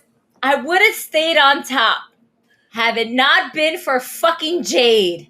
Jade lost me so many points. What's crazy, yo? She won the points and was like, "Yeah." And then I heard Mark Sterling say, "Anybody, let's do this." And I'm like, somebody's gonna come out and somebody's gonna beat her for that fucking title. So what's crazy is that I think there's like 20 teams. Bro, the amount of people that said, "Oh shit, yo, I forgot to set my roster." I thought that the guy running the fantasy league was just gonna say, like, "You know what, guys? I hate to do this, but I'm gonna extend it one day. I'm gonna extend it one day. Just submit your stuff in today." Your man said, "Yo, just let it ride." Yep. I said, "Fight." I was But you know what? The people that I have on my team are good. They're good. What do you have? That's a great question. I have Kevin Owens and Sami Zayn. I be forgetting, yo. I really do. I know I have Kevin Owens and Sami Zayn as my tag team. So that is fine. My captain is Gunther. All right. So I know with him, I'm always good. My thing is that he doesn't always have matches now. He's not always in matches. He's like, "I'm going to see who's good enough to fight me." And I'm just like, fuck me. That means you're not going to be fighting a lot now. You're just going to wait for somebody. And if he's in a tag team, it doesn't count. Because I'm not counting him as a tag team. I'm counting as a singular. You don't even get like half the points? Nah. You don't get a half a point? I think I might, but I don't remember. I forgot how the point system worked again. I have to re-look at it because I always tend to forget. Ray would know too, because Ray's still in here, so he would know. Yeah, because he's a part of it. Because that's a good question. What I'm about to ask when I tell you my team. I had Seth Rollins. I changed Moxley for Seth Rollins. Okay. And I had Jade. You know what's so funny? I traded out Toni Storm for Jamie Hayter. Another woman on the roster. I forgot. I don't know whether it was WWE or AEW, but I changed Toni Storm, and then the week after I changed Toni Storm is when she started winning matches. Yeah, because I have a question, and I don't see. You're probably gonna be like, "You don't know." I have to ask the guy, because so when I submitted my roster, I thought about it from when he said, so you get half a point. So basically, you still get 10 points, right? Because they won. Yeah, sorry. It's not 30 points as a tag team. It's 10 points as an individual. Okay. Wouldn't it? Or would it be 5 points out of the 10? Yeah, she's looking like, I don't know. I'm trying to go through this right now, man. Like, okay, the reason why I said he was unprepared for this. When I we're trying to talk about Night of Champions. I thought we were talking about Night of Champions and Double or Nothing. Because when I did this, when I did my roster, I picked it as far as storyline mode, and I was like, all right, let's think story wise into Money in the Bank, because that's what he said we're doing too, right? Right. So my tag team, I picked Ronda Rousey and Shayna Baszler. That's why I was happy that they won the tag team titles on Monday. My captain is Orange Cassidy. Oh, I have him too. Right? I have him too. My single guys, I have LA Knight. Yeah. I I have Cameron Grimes. I have Solo. Wait. Nothing. He ain't gonna be fighting. He will. Trust me. Zoe Starks. That's a good pick. That's a good pick. Tiffany Stratton. Good pick. Because she's hot. Amazing work she did. Yep. I just finished watching the NXT pay-per-view. Yep. Such a good fucking match. And then I ended it with Britt Baker and Adam Cole. Baby. Another tag team? No, I just put them. Just the last two singles. So I just realized you updated your profile picture. I see you. He had time. He had time this week. I mean, yeah. Did you do that today? Look at you. You got to take advantage of the few times that I'm all cleaned up and shit. You know that. He made like 50 5 tips to toe. Nah, I didn't do all that. I bought a light, but I didn't do it. I was sleeping. You better do like 20 videos tomorrow. I got ideas for later on this month for June. I gotta fix my May calendars. It's not May anymore. It's June. For your 6 rapid questions that you got. Nice. I'm thinking about just having like maybe creating like 4 different sets of 6 questions. Yeah. And then just rotating those same 6 questions to different people. That way it's like you can kind of like chop it up. If like 2 wrestlers have like pretty much the same set of questions, you can kind of like have one rapid question with one wrestler and then the second rapid question with the same wrestler and just have like both reactions, like one after another, since you just asked both of them the same question and type shit. Some ideas just running through my brain and stuff like that. I hear you. I'm not even gonna lie. I've been like, my brain has been shut off for like 2 weeks, and now I'm catching up on sleep, and I'm like, all right, beautiful. I don't even know what the fuck I'm doing, but I'm gonna start doing shit over the weekend. Like today, I gotta get that shirt idea ready. Mm-hmm. Yeah, that's gonna be fun. Word. Kenny, you taking any chops for the 17th? No, but I do have something planned for the 17th. I'm not gonna tell anybody he might what take it kick. is. I'm not telling anybody. I'm not telling no one, but something is going to happen on the 17th. Oh shit.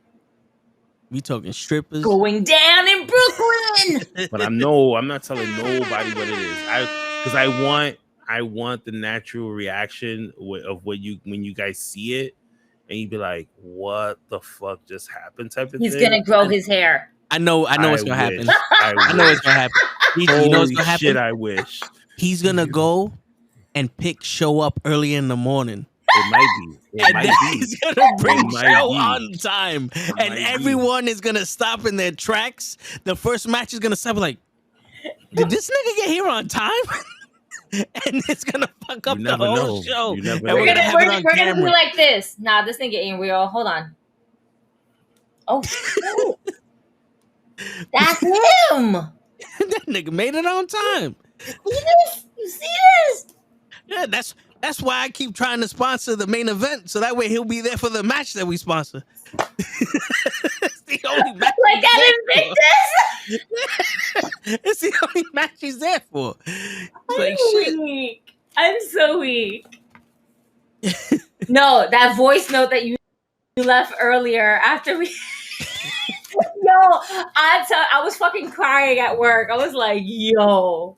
But it's so true. It's true. Damn it! It's Word. Damn true. Word. I was like, where's my pen? But I have like 50 pens here. Okay, who did I trade off for? Let's see. These are who I have. My 8 singles: Austin Theory, Mommy, Gunter. I think I traded her and him. Orange Cassidy, Sami Zayn and Kevin Owens. And then I traded Kenny Omega for Wardlow. So I have Wardlow now. Moxley to Seth. And you already have I don't want Toni Storm. She's costing me points. She's the women's Julia Hart. I don't know why I chose Julia Hart. I thought she was going to have a longer feud with Anna Jade. And I thought that was gonna be more than what it was, but then it's just kind of like a one-off. And then on top of that, I was also thinking about matches like on Dark and but an Elevation, but that got canceled. So I'm stuck with Julia Hart. So obviously Julia Hart is the next one to go out of my list. I'm keeping Seth Rollins on there because he's the champ. And Zaddy Warlow. I'm gonna keep Warlow. I don't. So even if I didn't fuck around with my team, I have a pretty solid team. Yeah. So even if I wanted to switch out maybe 2 players, but I'm still okay. I think the only one that's gonna cost me anything or not get me anything is Julia Hart. Well, I'm a little nervous for does Orange she Cassidy. get points for coming out with the House of Black? No. She doesn't get points just to be in the valet. She gets points for winning a match. I thought it was she showed up on TV. Point. So Orange Cassidy is fighting Swerve next week. Oh man! And with the storyline that they're going with, it gets me a little nervous because he's my captain, and I'm just like, damn. And your captain's gonna make you lose extra points if he loses. So it's like right now I'm at a good point system, depending on how, if the way they score this. You know what I mean? I got like 60 points in right now, so I'm just like, okay, can this? Let's see how next week. Let's see how next week. The way you sound about it is hilarious, bro. Because I got Zoe Starks fighting next week. She's fighting Natty. I'm like, okay, that's an easy 10. Like it's so sad. You never know. That. Nah, that's an easy 10. Nah, yeah, that's an easy 10. Becky cost Zoe the match. Shut the fuck up, all right? Because Becky's gonna ruin my life with her breathing while she talks. She needs to ruin your life. Okay, I tell you what. If Trish or Zoe Starks interfere in Becky's Money in the Bank ladder match, then I see her doing the same to Zoe. If they leave it clean, then Zoe Starks is gonna move on. But I still have G. Or I still have Zoe Stark starts the match the night off with Natty, and she loses through a roll up because of some shit, and Becky makes fun of her, and then they come in and they cost her the match. Fuck, God damn it! So, you know what? I'm just gonna be drinking the rest. Listen, you can't feel too bad because listen, what we do here is make sense of storylines. What the WWE does is just throw shit at a fucking dartboard that has nothing on it, and then just use whatever they land on. Give me a second. I just realized the time. Child. Time for I thought you were going to say it's J-Mo time. No, I already did that. It's turbo time. I'll wait for her to come back, and then I'll switch off. I gotta go. I just saw the time. Real quick, what's your opinions on Night of Champions and Double or Nothing? And I think Battlegrounds had the best pay-per-view of the weekend. Double or Nothing felt more like a WWE product than their normal pay-per-view, because when you do something like Jade challenging after she just had a match, and then Chris Statlander coming out and winning the title felt really WWE-ish.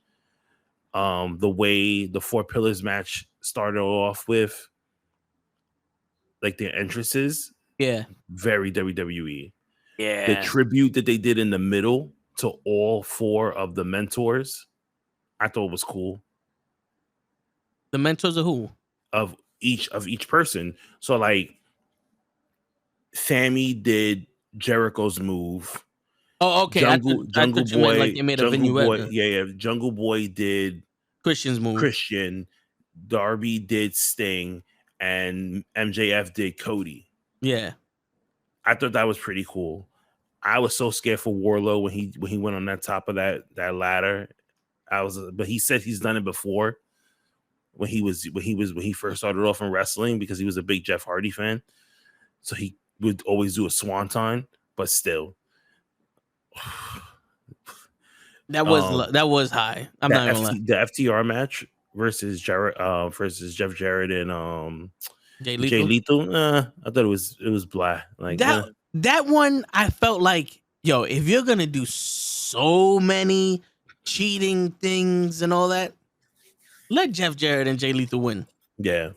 At this point, like they knocked out 17 refs, they used 42 guitars, they low blowed a midget, they fucking waterboarded Tony Schiavone. Like, what do they need to do to win? Now at this point, FTR can never lose a match. Yeah.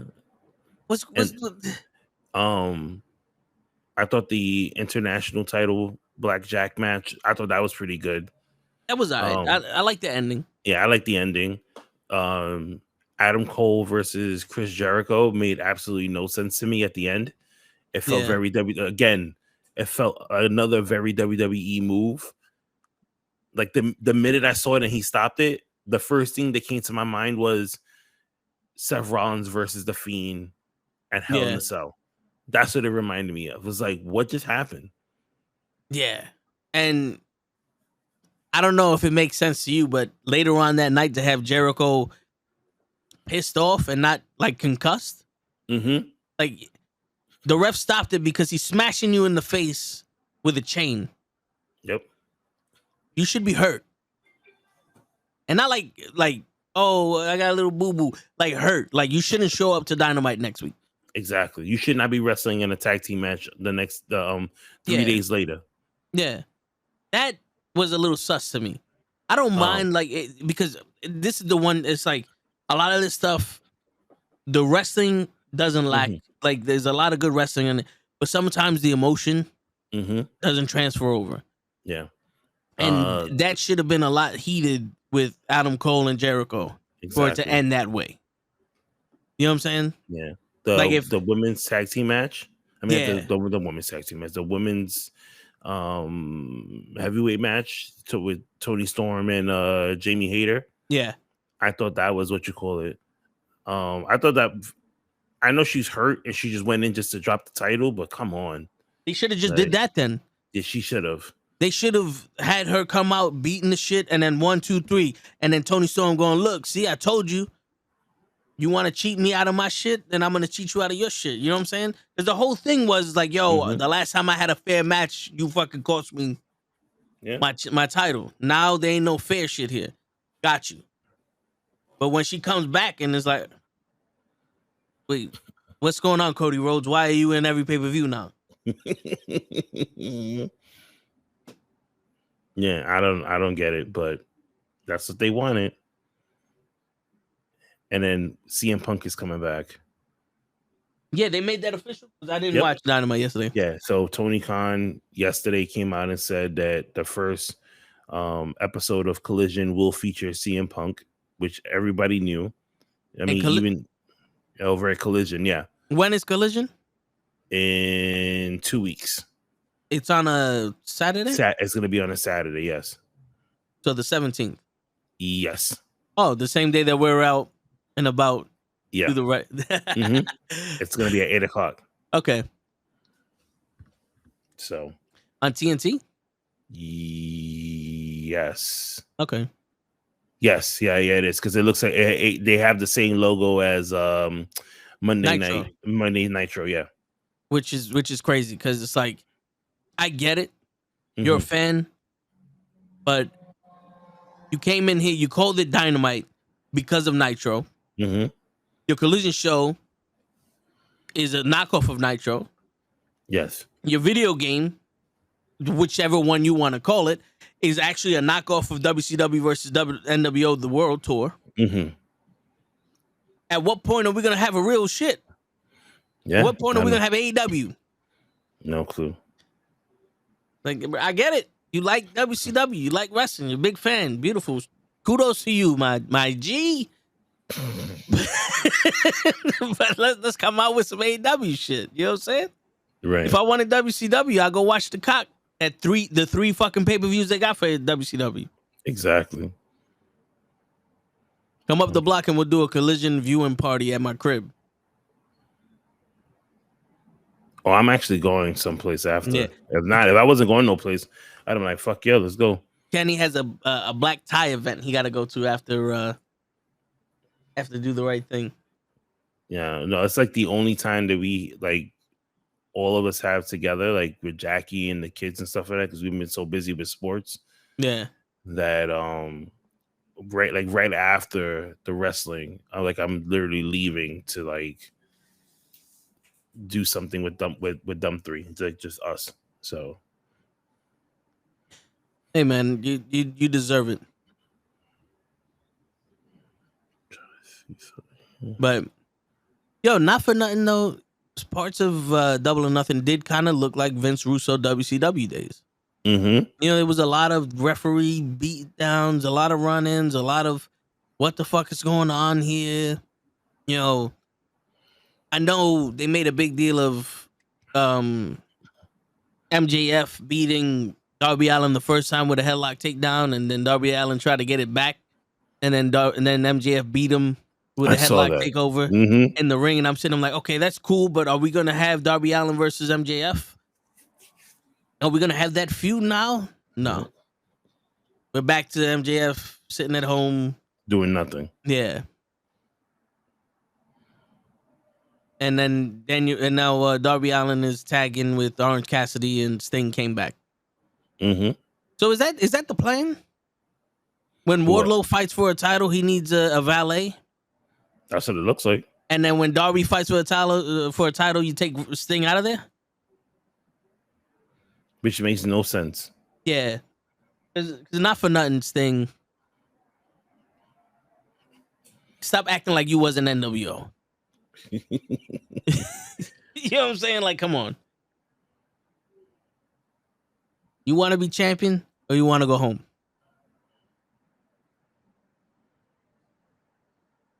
He said, homie, the last 2 matches were absolute. Yo, I'm not even gonna lie. I fell asleep during the fucking home invasion empty arena match. The Anarchy. One of my friends that I do AEW reviews with on Thursdays, she went to Vegas to go see it. And they were in her section fighting, like Bryan Danielson and Hangman, which I thought was really cool when she showed it. I was like, oh shit, look at that. It was like right there. Word. And none of them stopped to give you an autograph or nothing. Shit, she met Wardlow like 50,000 times. Shit. And she's a big Wardlow fan. So for her to meet him, like, she literally bumped into him 20 times in Vegas. Like, she was just like, every single time she felt like she even at one point, she was just like, she did the meet and greet. And she was like, I've bumped into you so many times that I felt like I didn't even need the meet and greet. What did he respond?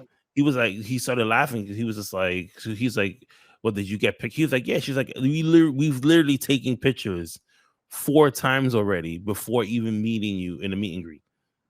And he hasn't remembered her? He remembered one time, like the day before. And then when he finished Double or Nothing, she was going back to her. She was in her hotel. And I think she bumped into him again. They were in the same hotel.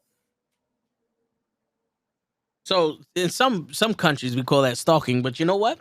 And that's what she said. She said, I swear to God, it felt like if I was stalking him, but we was literally just bumping into each other.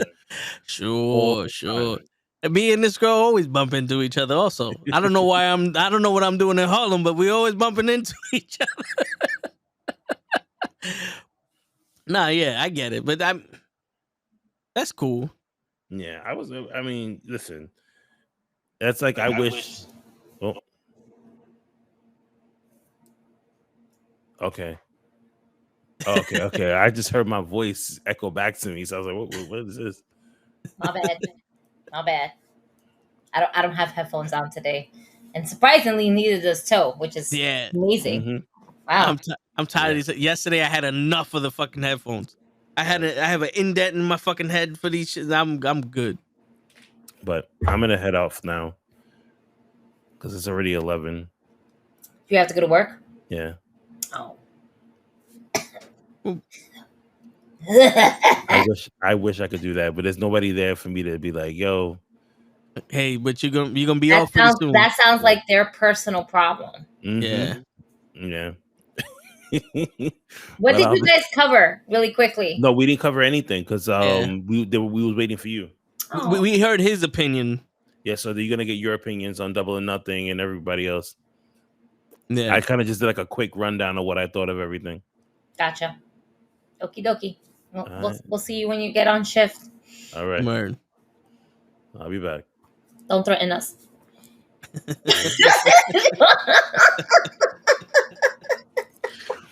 Goodbye. Bye. Goodbye. Goodbye. Right? It's just Had good writtens. get the fuck out of here.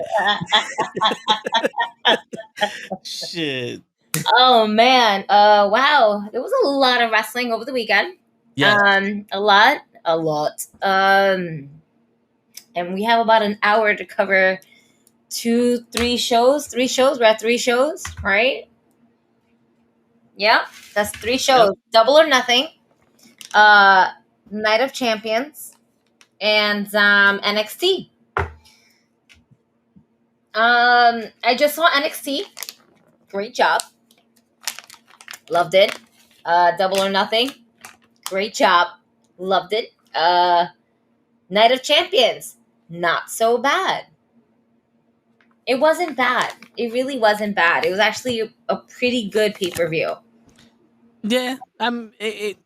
It's not one of those where like, why do they do this or that? You know, it was solid. It was solid. You know, they had some good matches. Yeah, no, it was really good. I'm starting to think they're saving these big moments with the Bloodline for a fucking Saudi show or one of the main 4. Well, we did the Saudi show and we did get something big out of it.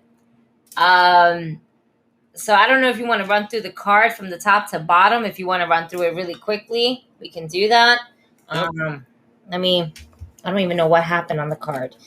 Can you pull it? All right, so it started with Seth Rollins versus AJ Styles.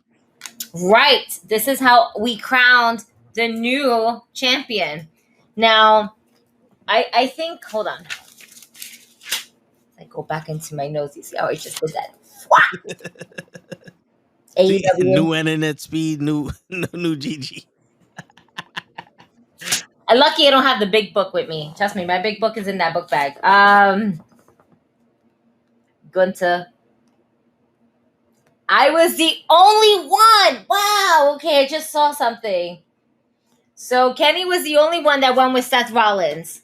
We went with AJ Styles because we felt like Seth Rollins was going to be the guy because of Hollywood, whatever the case may be.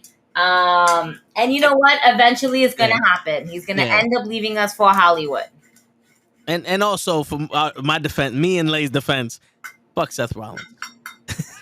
That's why I picked Finn Balor. I honestly thought because Seth wasn't going to be there. I mean, AJ. Moment, that's why I picked AJ.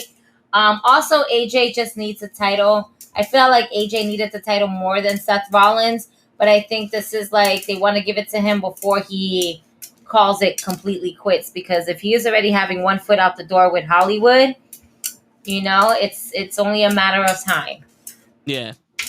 I love Seth Rollins. I think he's great. And I know Lay hates him, but it's okay. I think he's out of the 3, a true workhorseman of I don't know. Maybe Lay hates him for his character. I don't know why Lay hates him so much. Like he did something personally to him and stuff. But well, he tried his hardest to end Finn Balor and Sting's career. He didn't try hard enough to end John Cena's career. I mean, and then that laugh doesn't make no sense. So those are just breaking the tip of the iceberg. He's the Joker. He is. Jason Momoa is the Joker. I wouldn't know anything about that. So Jason Momoa does not fucking count, asshole. So go fuck yourself. I give Seth Rollins the fucking Riddler. No. Nobody wants to be the Riddler. No. They'd rather be the Riddler than the fucking Penguin. All right, let's put that one out there first and foremost. Nobody wants to be. It's okay. It's not liquid. It's okay. Word. Wait, what? Daniel goes. Daniel goes, I appreciate his character work, but how he is as a person off camera makes it harder for me to. I don't know how he is off camera, so I don't know. I mean, if he's a douchebag, then that's him as he's a douchebag. But if people are just fucking like, oh my God, Seth Rollins, oh my God, let me just, oh shit, this came up with 2 raps. That's cool. I mean, first, ADD at its finest, folks. I'm just saying, ADD at its finest. What's that color over there? It came with 2 raps. Nice. Good things. It's just like, and now I get to choose which one I like the most. Well, how he is outside the ring, I don't know. But at the same time, we have to think about these wrestlers as, guess what? Real human beings. Yeah. Because at the end of the day, if they're just going to get bombarded by people after a long ass flight, you don't expect them to fucking be like, oh yeah, I am Seth Rollins. What's up? How's it going? Sure, I'll take a selfie. Nobody wants to fucking deal with that after a long fucking trip, y'all.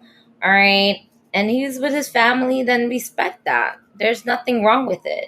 Now, if he's just a complete dick outside the ring, then that's that. But but there are some times where it's like, I'm never gonna get a chance to see. Like, imagine you're in the airport, right? You're on the same red eye. You're fucking coming home from wherever the fuck you're tired, and you turn around like, oh shit, there goes such and such.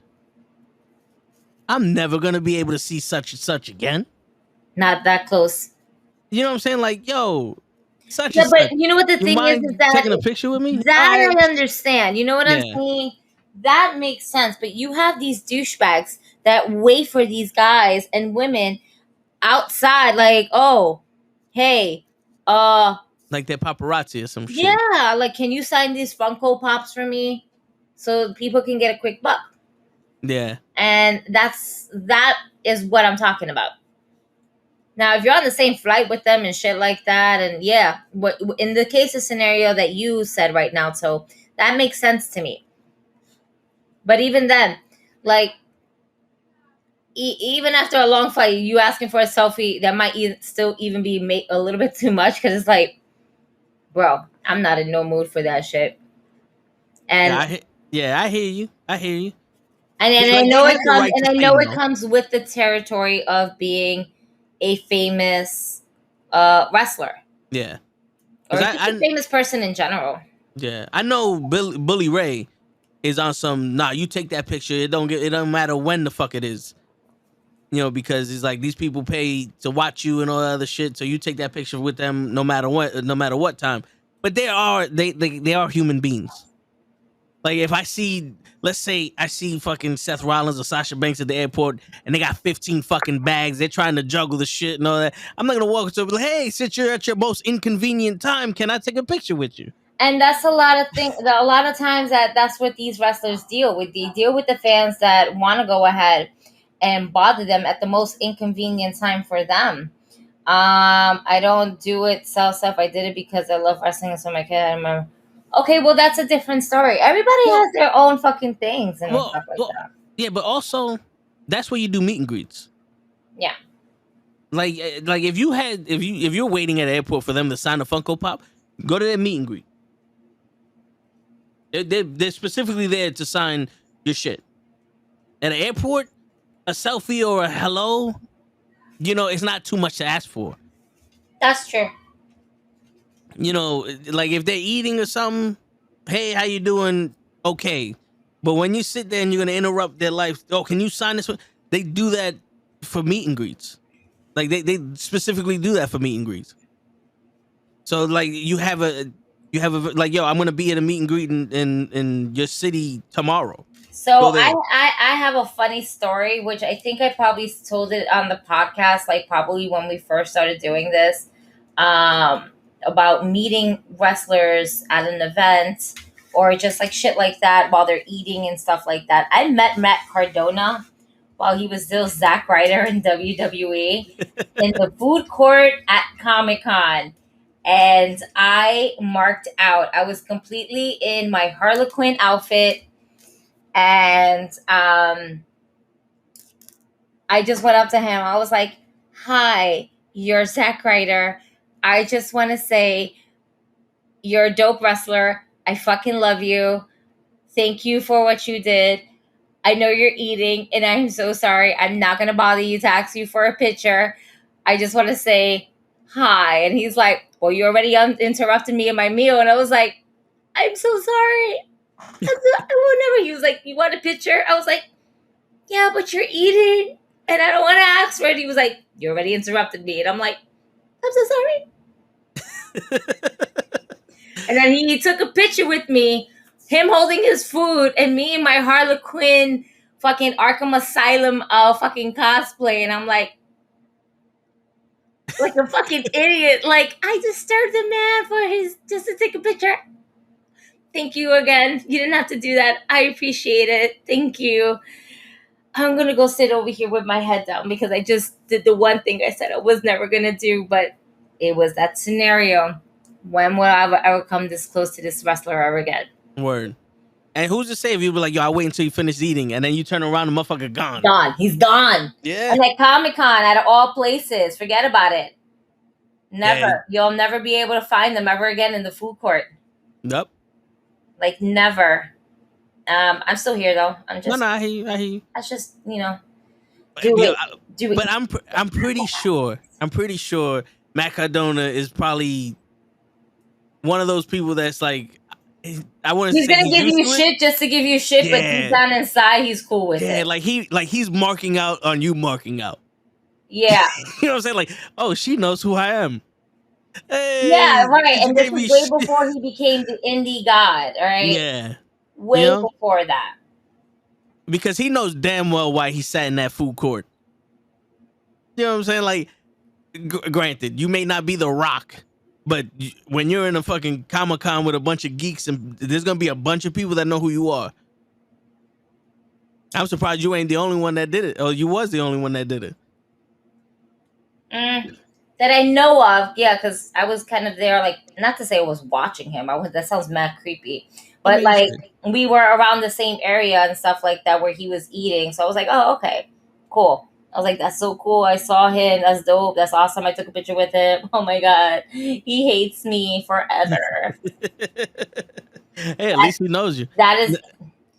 No, let's not say that. You should email him the picture and go, listen, since I interrupted your food, can I interrupt your day with you coming on the podcast? Being that you're the indie god, right? Yeah, since, like, fuck it. I might as well, since I already emailed you, right? I already fucked up your meal, so let's fuck up your day. Yeah, right? Shit. You want to come on a podcast? Do you even do podcasts? No? Fuck me. Got you. Well, technically, like, I like to this isn't a podcast. It's just a bunch of people talking about shit. And if we just so happen to talk about your career, then, hey, you lucked out. Oh, shit. Shit, fuck it. But yeah, Seth Rollins versus AJ Styles, or what I like to call AJ Styles versus Jake the Snake Rollins. Because my man had the only Jake the Snake Roberts attire I've ever seen. He really did. My man was looking mad Jake the Snake. Yeah, he was. But hey, man, anything to pay homage to former wrestlers, I'm okay with. The fact that Seth Rollins did the whole Shawn Michaels thing on Monday Night Raw had me in tears. I was like, I saw it and I was like, wait a minute. Did he just do what he did right now to Maxine Dupree? Yeah. And then he did that to Rhea Ripley. To Rhea Ripley, not yeah, wrong person. Yeah. Like I was watching it and I was like, yo, he just did the Shawn Michaels to her. And the person I was with was like, I don't know what you're talking about. Because, they're just getting into these things. Yeah. So I was like, let me show you. And I showed them, Shawn Michaels doing it to Melina. Yeah. While she was with John Morrison. And I was like, he paid an homage to Shawn Michaels. That's dope. I just found it funny how, or a very big coincidence, how like the day before or the morning before, they post that clip up on Instagram. I remember seeing that on Instagram, and then it happened like, did this nigga just do the Shawn Michaels? I was like, yo, if they're not you know foreshadowing shit, you know what's insane though? Only the old school heads would know about that. You know what I'm saying? Yeah. Because that was such a fun moment of HBK's career, just to watch him just be silly. And to do it to anybody, to somebody, especially to Rhea Ripley, was just perfect. What are you doing? Because the response was different. Melina was like, "Oh my god, get off me! Ah, no!" Rhea Shawn Ripley Michaels was even like, "The fuck? Get off me! What are you doing? You can't Get touch your me ass like back that. in the ring!" Like, demanded it. Get your ass back in the ring. What the fuck you doing to me? You know better. Attacking mommy like that. Word. No one puts their hands on mommy. He assaulted her. Where was Dominic then, huh? Dominic was still feeling himself after getting a major pop in AEW. That's where Dominic was at, all right? Yo, word. That line was masterful. I concur. It was by far probably one of Max Caster's best lines. The fact that he kept saying blackface, though, blackface, and I was like, they don't really all have black faces. Now, the guy who was singing Wild Thing, the John Moxley song, that man had a black face. I missed that part. How could you? Anarchy in the arena. Yeah, I was asleep during, like, that match was about to start, and I was like, I need you to go back and watch that match. First and foremost, the band, amazing. But the singer, his whole face was black. And then this part, like this, like a little block, red. So it legit looked like a black face. But the one thing I will appreciate from, and I know you guys are like, we're jumping from one pay-per-view to another premium live event back and forth, but this is what we do here. We try to be steady, we're never steady. yeah. If you look at that was a black face. That was something. That was a black face. Malachi's black face is never like all black. It's just like an eye patch.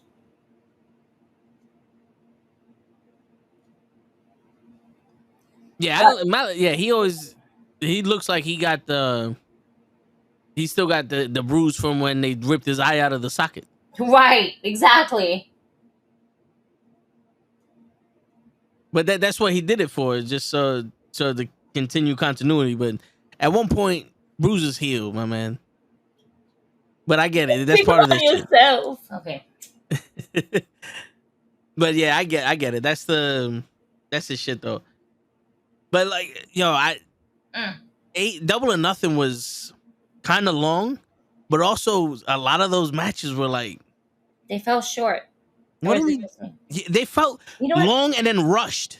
Let's just stick to one pay-per-view. Let's go through WWE Night of Champions in Saudi. Apparently, it's their best show in Saudi that has yet to happen. Yep. Now we spoke about AJ Styles, Seth Rollins. You chose AJ. I chose AJ. Kenny was the only smart one that chose Seth Rollins. He won that point. Then we move forward. What was the next match?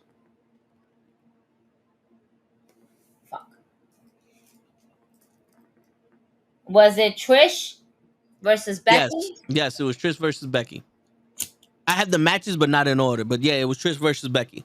All right. I don't have the matches in order either. I'm just looking at my notes of who we chose and picked and whatever. I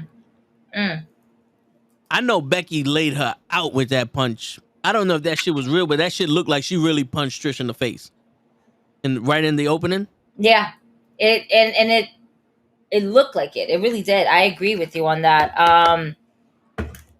But the fact that you and I both went with Trish, and then Kenny and Show went with Becky, shows that we were right, they were wrong.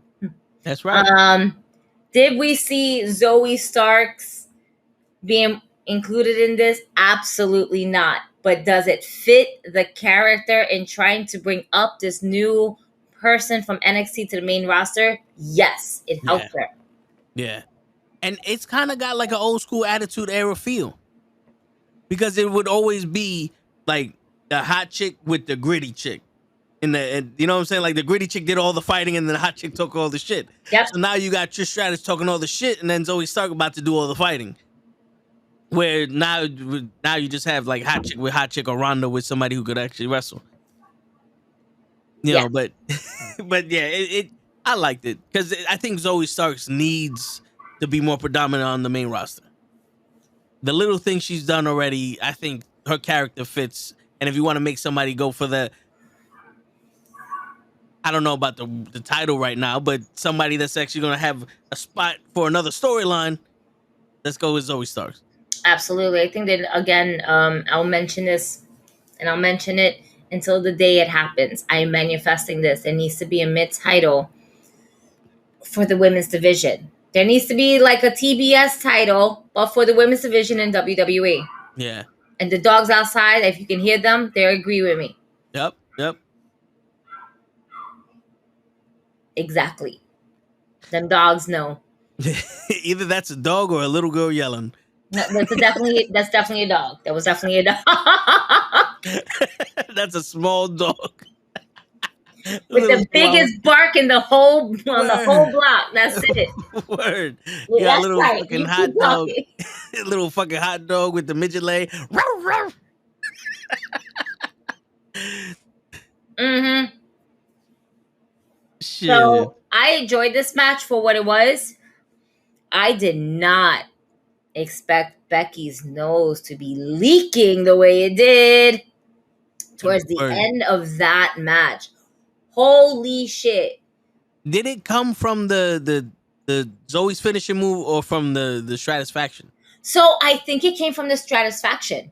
I don't think it was from Zoe Stark. I think they used Zoe Stark's, but you know what? It could be. It's so hard to tell because when I looked at the move that she did with Zoe, it's not like I saw like something starting to form when Trish got a hold of Becky back in the ring to basically take the match home, bring the match home and stuff like that. It looked like to me that Becky's nose was bleeding from the Stratisfaction. And I think in order to get heat instead of, because Trish already got heat. We don't want more heat on Trish. Not that she doesn't need it, but Zoe Starks needs more heat than Trish Stratus. Just for the simplicity is that Zoe Stark is still new. So we need all the heat on Zoe as much as possible to make her that heel, to make her to make the fans not like her. Yeah. Without having like the fucking Baron Corbin Dominic heat. You know, actually the storyline, they don't like her. Right. But you can't take anything away from her in-ring ability. See, this is what I'm saying. I don't think it came from the Z1000 or whatever, because all right, look, I'm watching it right here. I was about to say, you're looking at it. Yeah. So this is the best I got, but and it's okay, folks. It's already happened. Already there's many replays. So look, see from here. It looks like she hit her in the gut. Right. That's exactly where she hit her at. And then when you watch the Stratisfaction, she had a hold of Becky's face right here. She barely hit the ropes, and Becky hit her nose on the canvas. So that bloody nose is not from Zoe. It was definitely from Trish. Yeah. All right. But as story would want to tell you, they want you to think that it was Zoe that did that. But absolutely, that fucking Stratisfaction was what gave Becky Lynch the bloody nose. It was not Zoe Starks, but they're blaming it on Zoe. Why? Because Zoe needs more heat than Trish does. Simple as that. And also because it's kind of Becky's mess up. Because if you see when she puts her hands down mad late, it kind of looked like she just took she decided to put her hands down while she was taking the move, and it just happened mad late. Because it doesn't look like Trish forced her head down. No, but Trish didn't really make that rope either. It wasn't a clean double feet on the top ropes like she normally does. Yeah. And here's my thing. Another thing. I maybe it's because I don't know shit about wrestling. Maybe I know a little something. For the height that you're at, and regardless of the execution, yes, you should be going to the top rope because that's what you do and stuff like that. When Trish tried to do a lot of stratisfactions, a lot of times they helped her up there. Yeah, they held her up and pushed her. Right. Yeah. So, yeah, it could be Becky Lynch's for her not holding her up too good, but it could be also a misplaced in footing of a Trish Stratus. Because if you look at it, she misplaced her footing. Becky can't really control that. She can only control lifting her up and hoping that it does that. With that slight mishap, it could be the reason why she put her hands down too late. Could be. Because now you went from something that's clean of like boom to the ropes to like, oh shit. Okay. Yeah. Let me fix it. Bullshit. Just like that. But it also adds more character to Becky as for she went ahead and posted up a picture of her face being bloodied, but not too gory. Yeah, and not gory like when Nia Jax fucking broke her nose gory. Well, they said that she didn't break her nose. Mm-mm. So they didn't break her nose. She just busted it. But yeah, it was a cool ending to a match that was it needed that ending. It was different and something unexpected, which is I think something that we can appreciate. True, because we all predicted Lita would be the one to come down and interfere if anybody would interfere. Yeah. Sorry, I started going on Twitter. Night of Champions. I have it right here. It's like I put Night and it just says of Champions of 2023. Yes. Let's see the rest of the card.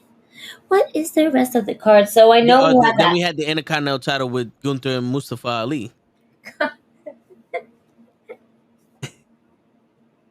Did they really think Ali was gonna win? No. He got beat so bad he's on NXT now. He had a good 3-4 moves where they made it seem like he could.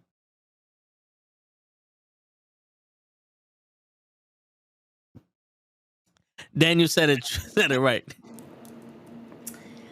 You know you're not that popular with your own people. Bear with me, folks. You know you're not that popular with your own people. Because how did Zelina Vega get a bigger pop in Puerto Rico? First and foremost, with her own people. Secondly, and most importantly, ladies and gentlemen, how did Sami Zayn get a bigger pop than Ali did with his own people? Word. And Sami Zayn, because of his religion, shouldn't even be there. Yeah. So let's take that for a food for thought. That's a scary moment, in my opinion, for Sami. I'm always like, oh my God, Sami Zayn is going to Saudi. What? Isn't his... And if I'm wrong, please correct me. But I was underneath the impression that his religion is considered as... Well, because I think he's from Syria, and Syria and Saudi were at war, but they have a peace treaty. Or they were talking about a peace treaty, which allowed him to be able to travel to that country, to Saudi. I don't keep up with that shit. My brother told me. I was like, I don't keep up with that shit. But still, they could have said, yeah, we have a peace treaty. And the kapow. They already kidnapped the wrestlers once. Exactly. I think this is why we're always so afraid for them to go out there. Word. And one thing you failed to mention is that Selena Vega got that big pop against Rhea Ripley, the hottest chick in the WWE right now.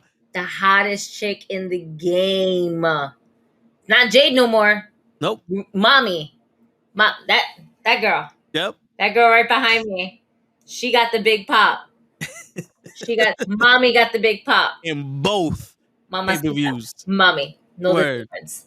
In both pay-per-views. In Saudi and in wherever the fuck AEW was with that fucking Kako shit. Wow. That fucking... I'm just looking at Seth Rollins. In more heavens, not your champions. Let's see. After that, I mean, first and foremost, going back to that IC title match, we all knew what was going to happen. Come on now. Yeah, that was no one. surprise. Two, I appreciate any wrestler who goes up against Walter. Yeah. Okay. Any man who is brave enough to get a chop from Gunter, from Walter, whatever you want to fucking call him. Anybody gets a chop from that man, you instantly have my respect. Instantly. Kenny, we need you to get a chop. Kenny.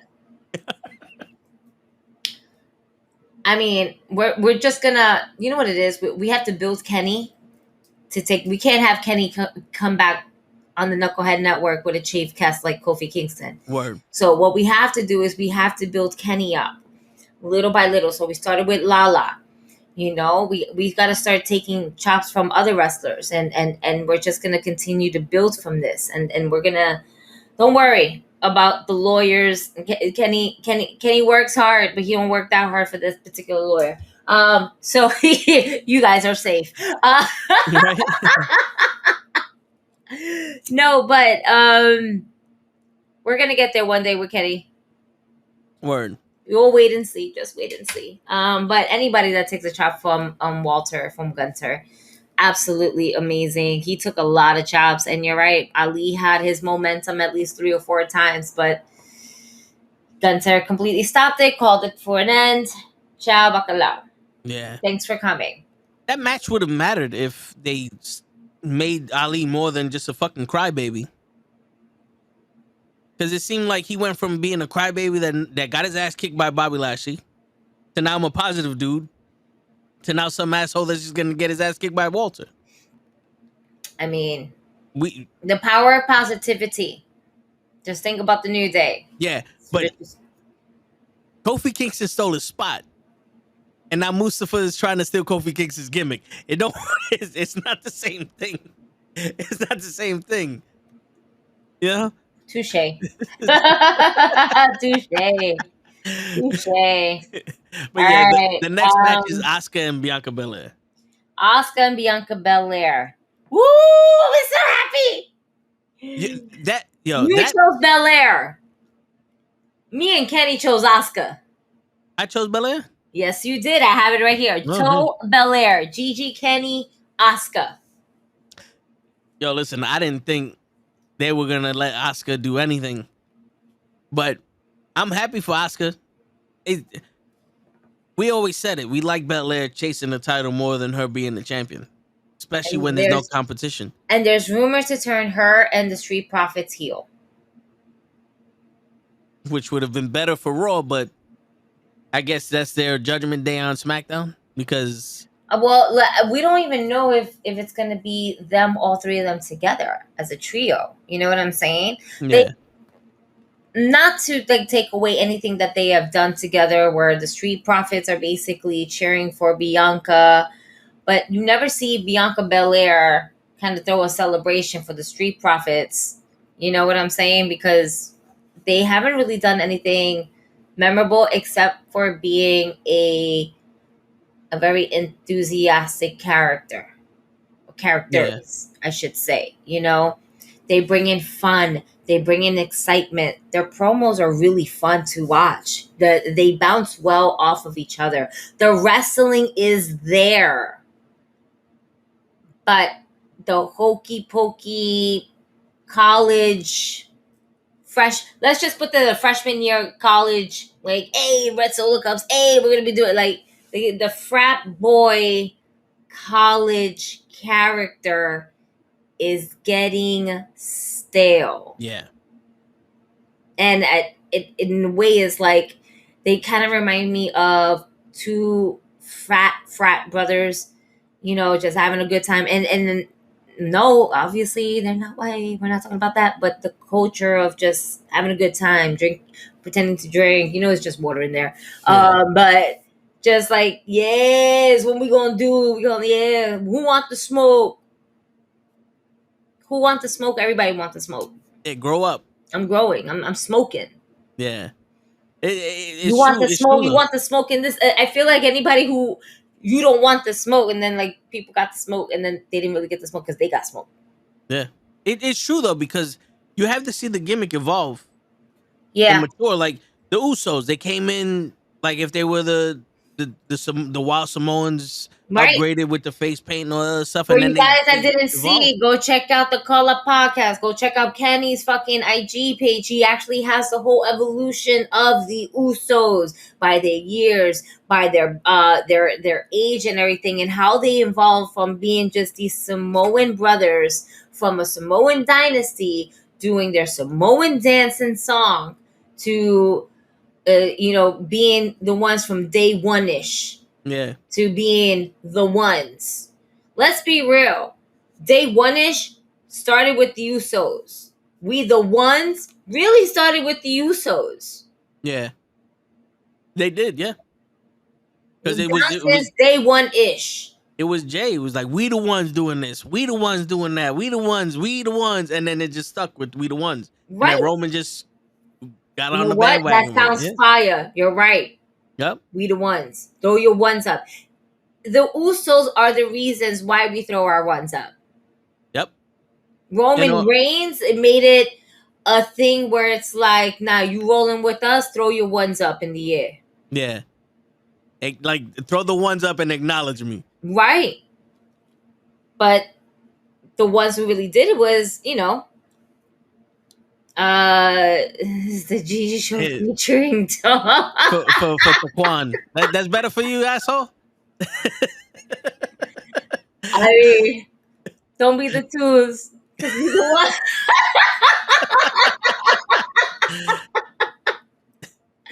Yo, I appreciate that. But nah, man, teamwork made the dream work, son. That's it. We moving. This whole thing is a network. It's a network for a reason.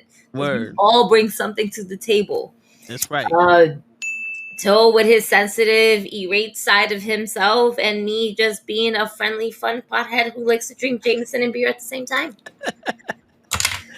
Yeah. Toe is Marty You take that shit back, asshole. You take that shit back. That's fucked up. Where Marty Jannetty's still doing coke. But he's seen a lot of ass and titties. I'm just I mean, I hear you. But does he remember it? Ass and titties, though, so I don't think we want to go that route. Eek. And now Daniel's involved with this shit. All right, on to Bianca Belair and Asuka.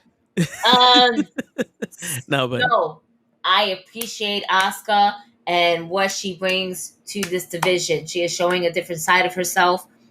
The smart move, spitting the mist in the fucking tapes of the hands, and then realizing that's why she had tape on her hands. We've never really seen Asuka with tape on her hands, or maybe we have, but never acknowledged it, never noticed it. Why we see Asuka, colorful outfit, now a face paint, or a long time no face paint, just not the whole face anyway. Great callback to the Great Buddha. Great fucking way to put it in your match without getting disqualified or anything like that. I just wish that Bianca wouldn't have opened up her eyes so much. Like when she was trying to open her eyes, but she actually opened her eyes and you see that they're clear as day. Yeah. And I know she's trying to oversell it and everything the best way possible, but I would have wished and this is just me nitpicking, y'all. This is just me nitpicking as the person that's trying to sell it. Just like, no, I can't see. Try to get me a water bottle. Get me a water bottle. Let me just like try to do something. Get the towel.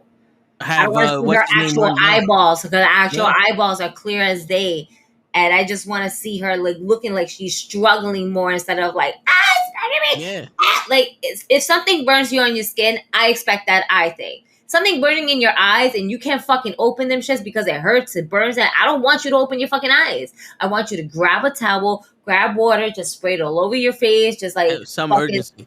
Yeah, that's it. Like an emergency eye wash. Yeah.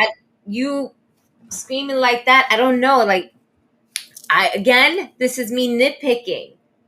There's nothing wrong with the way Bianca sold it. It's just me nitpicking. It would have been cool to see like Montez Ford run down with like a towel or something, cover her face and guide her out so she could leave. Yeah. Seeing her, it almost kind of looks like she's throwing a temper tantrum and not her eyes are hurt. I know what she's hoping, like when she's sitting on the steps, like right, like she looks like she's having a seizure, like it's like okay, nah. If my eyes are burning me, I am not opening up my eyes that fucking wide. Yeah. Like I shove my hands in my eye, like like this, like oh my god, like her eyes are. She has really big, beautiful eyes. So when she opens them shits is open. Yeah.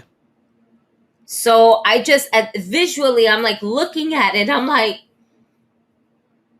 my eyes look more red now because I just finished smoking this blunt. And what her eyes look like for having poison mist. I love it though. I love the whole theatrical thing, but I wish that, again, Montez Ford would have been great coming down the ring trying to help his girl out. So I didn't even see a referee try to help her out. Yeah, no one gave a shit. She just stood there by the stairs, and I'm like, or she just had her back against something, and I just see her with her eyes mad open, and then she tried to close them, but like try to I was just bring her a towel, give her some assistance, help us sis out. Y'all just leaving her like that. Use the ring apron to be like, hello. Yeah. Mad extra, be like, fuck no, well, there's no ring apron. If she's on that side, it's all fucking digital. She's like, shit, that burns. Like, this is word. No, I get it. That match, but the match itself was kind of a little clumsy. There were some parts in it that was like, what the fuck is like some clumsiness. Yeah, I can see that. I don't know if it's because they don't have each other's timing down or like Bianca Belair so like heavily depends on her strength and since Asuka's so finesse, it doesn't mesh well, but there's something about the two that they should not be having this clunky of a match.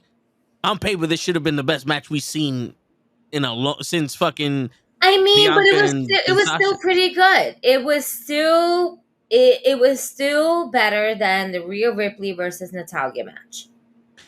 Yeah. And that was a squash. Complete.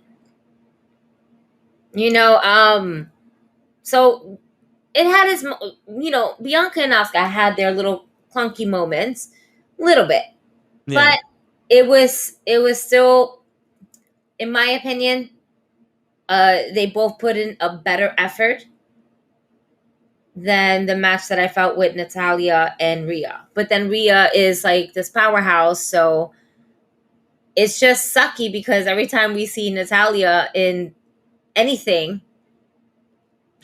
we know she's going to lose. Yeah, she's the patsy. And it's like, I feel like she should get her flowers, or she should have gotten her flowers a lot more, because it's just at this point, it's like, oh, Natalya, well, we know where this is going. I feel like Natalya is the hot mom in an elementary school. You know what I'm saying?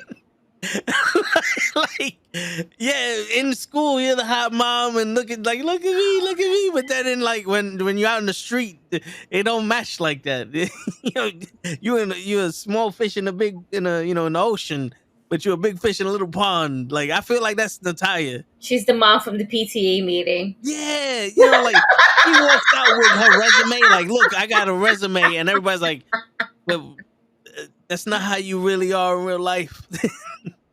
Like, it's crazy because there's a lot of respect given to Natalya for all the shit she's done, all the people she's taught, and everything, her longevity and all that. But there ain't no respect when they put her in a fucking story. She's the Coco Beware of fucking women's division. Yeah. Now Coco Beware be like, come on. That's bad. She hasn't won a match yet. Like in the 2020s, I don't think she won a match. I'm gonna have to look at it. When was the last time Natalya won a WWE match?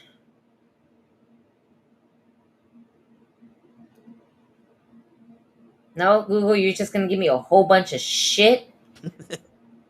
Yes, when was the last time she won a match? At Survivor Series pay-per-view November 21st. No, that's mad. Like, what? No. What do you mean? Michelle McCool and Layla. She won matches back then. Wikipedia was like, damn, I don't know, bitch. That's a long time ago. Word. 1992 was her last match she won. Like, what? That's sad. That's so sad. She's 41 at this moment. She's 41. She just turned 41. Literally, May 27th. She just turned 41. She don't look bad for a 41-year-old, I'll tell you that. No, she does not. Absolutely not. She looks really good for her, but I mean, shit, man. Natalya, ya mismo. That's it. It's getting there. I would like to see her have at least one small title run. Oh, man. So, again, I appreciate Belair and Asuka putting a better effort and a better match than the Natalya and Rhea Ripley. It's just, overall, it was the better women's match out of the two. Since July 2nd, 2022, Natalya has lost every match. And I've not even gotten to a part where she won. I found a website that has her wins and losses. Yeah, like she lost to Shayna Baszler twice, and then Shotzi, and then in that 4-way match at WrestleMania, then Shayna Baszler and Sonya Deville, Lacey Evans and Xia Lin, Tegan Knox, and all that. Like, she lost to a lot of fucking people. Her ratio is insane. Yeah, the ratio of her wins and losses is insane. She has more losses than a lot of women on the roster. Whether they came, saw, conquer, and left, or whether they just came and left. Like, and then nobody meaner than Tamina is ranking up those numbers too. But the only difference is that they don't really use Tamina as much as they use Natty. That's true. Not as much. Let's see. What was that? Blah, blah, blah. Yo, I haven't seen her win yet, and I'm in 2016. Let's see. We got 2 pay-per-view main events here. You want to talk about Brock and Cody, or you want to talk about the Bloodline and Sami Zayn, Sami Owens? I mean, Dominic Toretto versus Brock Lesnar. You know what? Let's get Brock Lesnar out the way and Cody out the way, right? Yeah. I really like the Bloodline much better. I think that's a better ending to that. Yeah. It happened. We're done. Yeah. Cody Rhodes didn't tap out, and now all of a sudden he's calling him bitch because he's calling Brock a bitch because he didn't make him tap out. All right. There you go. Undisputed. Like, it was a solid pay-per-view, but nothing to talk about. Nothing to write home about. Besides, we're done. The Bloodline. Yep. That's it. And that's where we're at right now. Because I'm done. I'm done with Cody. I'm done with Brock. Love Cody. Love Brock sometimes. Sometimes he creates the moments for me. I'm like, that's pretty funny, actually. I like that. I like this moment with Brock. Brock creates those little moments Whether you like him, whether you hate him, you can't deny. He does create these little moments that will You gotta make love you, him. that will make you a little chuckle and be like, fuck, I didn't mean to laugh. That was pretty funny though. Like, you know, who would ever expect Brock Lesnar to be coming in with the Money in the Bank briefcase like it was a fucking boombox and dancing in the middle of the fucking ring? Nobody expected anything like that from Brock Lesnar. What the fuck is Brock Lesnar doing? With the little hoodie Man, and fuck shit. this guy. But what the fuck is he doing? Like, yo, what, with the little hoodie up? Like, hey, look at me. And the thing is, like, he's walking around like, look, motherfuckers, anytime I get a title shot, you don't need the Money in the Bank to get a title shot anytime. You get title shots on the regular. Yep. But giving him a prop was probably one of the best things ever. Yeah, definitely. But yeah, let's talk about something juicy. Juicy, Uzi. You feeling Uzi? Because this was Uzi. Yeah, this was very Uzi. Now let's just skip through the bullshit. All right. You got Solo putting a lot of the work. Sammy getting the pop that he so deserves in a country where he really was devoted of not being part of because in fear of his life and overcoming. Yeah. And you know what? Even with this peace treaty, I'm sure it was still something kind of nerve-wracking for him because one will never know. Yeah. Period. But for him to have that ovation with the crowd over there, it was absolutely insane. It was beautiful. It was nice. I love moments that WWE create for fans like this because this was dope. This equivalated to Zelina Vega being in Puerto Rico. Yes. Like that ovation. I mean, all right. It's just something that it's just something where it's like, yeah, if you were there to be there, you will never forget it type shit. And I love things like this. That's what I loved about WWE when they create moments like this. And this was, and that is what makes me appreciate WWE for what it is, for what it will be, for what it was, and everything about it, no matter how many times we can bitch moan about the fucking product. I think it's the fact that they allow to have a moment like this be created. You know what I'm saying? Because it's like they put him in the main event, but it's up to the fans to cheer for Zelina Vega and for Sami Zayn. You know what I'm saying? Like you said, Mustafa Ali was there also, and people were like, "Hey, look, it's Mustafa Ali." What's that other character? Mansoor. Huh? Mansoor. Yeah, he was another one that. Well, I mean, but he's not Mansoor. You know what it is? Because he's not Mansoor no more. He's Mansoor. He's Mansoor. Yeah. And then they might see Mansoor, and they're gonna be like, "Nah, that's not our nigga. Nah. I don't know who that nigga is. He's not the one from a couple. No, I don't know him. I don't recognize him."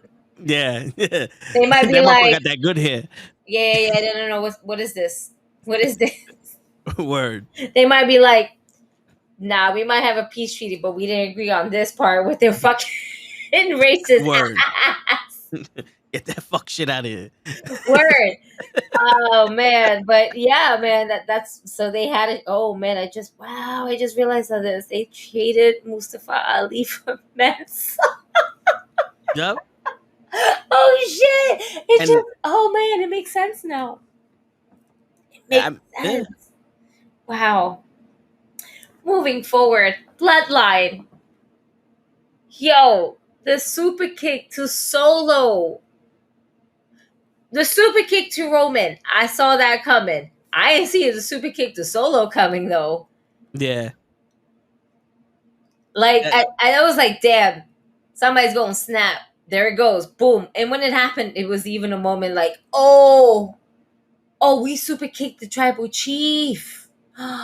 You super kicked you super kicked the boss. Not your boss, but like the boss of the game right now. Oh, we're going into a final battle. Fuck, we gonna die. Where's that goddamn fairy that fucking Link had this whole time in the Zelda game, y'all? Where's this magical fairy that's gonna bring me back to life where he kills me? And then I come back and be like, one last super kick.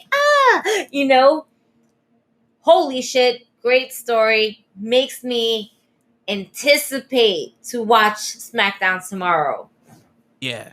And yo, not for nothing, it gave me a lot of SummerSlam vibes. Oh yeah. Because when Sammy hit Roman, everybody's like, "What did you do?" It was like the first super kick.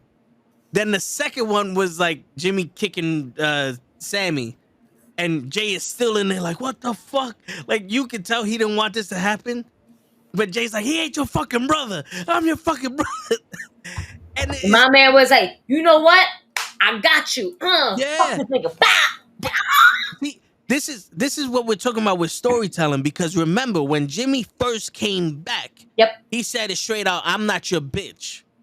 And you're hurting my brother. For a year, you've been hurting my brother and disrespecting him." And he came back to defend his brother, and he just fell in line because his brother was like, "You know what? Let's be tag team again." And Roman, everything was cool. No, Roman wasn't fucking with nobody. So Jimmy was like, "You know what? I'm chilling. Bringing Sammy, fuck it. Yeah, I'm chilling, whatever. Sammy's in there. I'm defending my family because this is family shit." And then it's like, no, wait. Day one, I'm here for Jimmy. I'm here for Jay. I am not your bitch, Roman.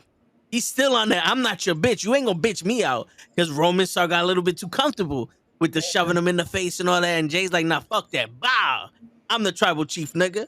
Yeah, we were kids back then. You did this back then, but we grown men shit now. Yeah. You might be a little bit stronger than me, but I'm a little faster than you. Because we ain't never got that Jim. We got Jay versus Roman, but we ain't never get that Jimmy versus Roman. No, because Jimmy was injured. Yep. And even then, Jimmy came to the rescue of his own fucking brother, only for him to be caught in the crossfire. And then that's when Jay said, "I quit." Yeah. I quit. Because he is his brother's keeper. No matter what. So what's going to happen? Either Jay folds again, like he did back then, or he's going to end up laying that super kick to Roman. And then we kind of circle back to that same storyline. But now you have his brother in his corner where he's not injured.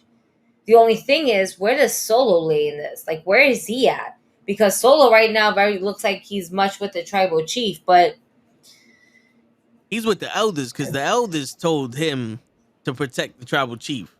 Yep. So whatever. Imagine so the elders come in and be like, "You must protect your brothers." Yeah, because the thing is like, yo, you're the head of the table. You're supposed to make sure the family's all right, and you overstep your boundaries. You're fucking up the family. And you gotta keep the family tight. Kind of do Sons of Anarchy, but Samoan style. Yeah, it was like, yo, Solo, put Roman in line. You never know. I mean, that would be dope for SummerSlam. Have the elders there again. Yep. You know, and then just look at him, like just give Solo the look, and then at some point of the match, they came out and they'll just come out and they'll just like kind of nod their heads, like it's time, like just to nod their heads. Nothing, no hand gesture. He sees them. Bat signal. Yeah. That's it. And then Solo turns on Roman. And then Roman goes on his deserved vacation. Because it would be dope to have the elders involved in the next stage and have like, yo, someone's going to challenge you for that spot. It may not be Solo. It may not be Jimmy or Jay, but somebody going to challenge you for that spot. Yeah. And it don't have to be The Rock. It could be another Samoan that comes in, you know, to challenge him or something. Or it could be Jimmy and Jay challenging him and Solo's just sitting there going, yo, whoever wins. I don't want it to be The Rock. I love The Rock. Yeah, I don't want it to be The Rock either. I am not going to lie, though. I would like to see eventually at one point a storyline with The Rock with this whole bloodline. And the thing is that I feel like we're getting close to the end of the bloodline story. It's still going to run, obviously, probably to the end of this year. But I do want to see why, because he is part of it, you know? And if we get another call up, get this girl from the Schism. But that I think will be far gone before we even touch that. Yeah. I do want to see The Rock at some point when it comes to the bloodline storyline. Why? Because it's not like we haven't mentioned the name before. Use it as a filler. I know The Rock is really not much of fillers. You can use it as a filler. And yes, I did see Rikishi already put up tweets teasing about him coming to SmackDown to all this stuff, but we're not putting Rikishi in the match with his sons and then no thank you. We're not doing that. We're not doing that. He's just going to be in a segment. It has nothing with in-ring and anything. And if he does, he might take a spear. Yo, not for nothing. I know Kishi is the father of the Usos, but I feel like a Wild Samoan is a more elder than Kishi. You know what I'm saying? Oh no, absolutely. And you have to have, because he's not one of the elders. Yeah. He really is not one of the elders. The elders are the niggas that's about to I'm so sorry to say this. They're about to croak. No, you're worried. But the elders are literally the eldest. Yeah. All right. He an OG, but he ain't an elder. The OGs, yeah. Absolutely. OG, but he's not up there yet. No, yeah. Definitely. And where we're at with the family line. Come on now. Word. You know, bring them back out. Bring one back out if needed. Bring two. You can bring two. There's a whole bunch of them. But bring them. You could bring The Rock's mother into it too. No. I mean, technically she's an elder because High Chief Peter Maivia is not alive. But it comes to in ring, no. She was never an active wrestler. You cannot use her like that. She was a promoter. That's a promoter. Promoters stay in the back. She's not going to put her face up. No, it's not going to happen. She'll show her face in approval, but being put in the storyline herself, she doesn't want that. No, you know what I'm saying? But her mother would have been elder. I mean, her mother would have, but we're not going down that route because it's not from the women's side of the family. No, yeah, I get it. Think about it. In the Samoans and everything, it's always the men. The focus was always been on the men. It's never really so much on the women. The women have their shares. True. They got their flowers. True, but grandma's always, That's Latinos. You can't switch Latinos and Samoans. The Samoans be like, nah, I promote. You don't fucking touch me. I don't want none of the nope. I'm going to write how it's supposed to go down. You figure this shit out. Latinas, we get into the like, yo, fucking what? I'm in there. Word. Why? Why? Because I want to give somebody a fucking cantazo. That's why. Yeah. That's pretty much it. But the super kick that was heard around the world was so good. It was so good. And then you have Trinity fucking promoting it too. I seen that look on his face. Y'all better watch it. You know? Yeah. So that's that. I enjoyed it. Wasn't bad. I give it an 8 out of 10. Yeah. For what they've been giving out so far. And they have been improving on their Saudi shows. They're no longer house shows. They're actual events. With continuous storylines that we're continuing with. So that's that. Did you watch NXT? No, but I know Tiffany Stratton won the women's title.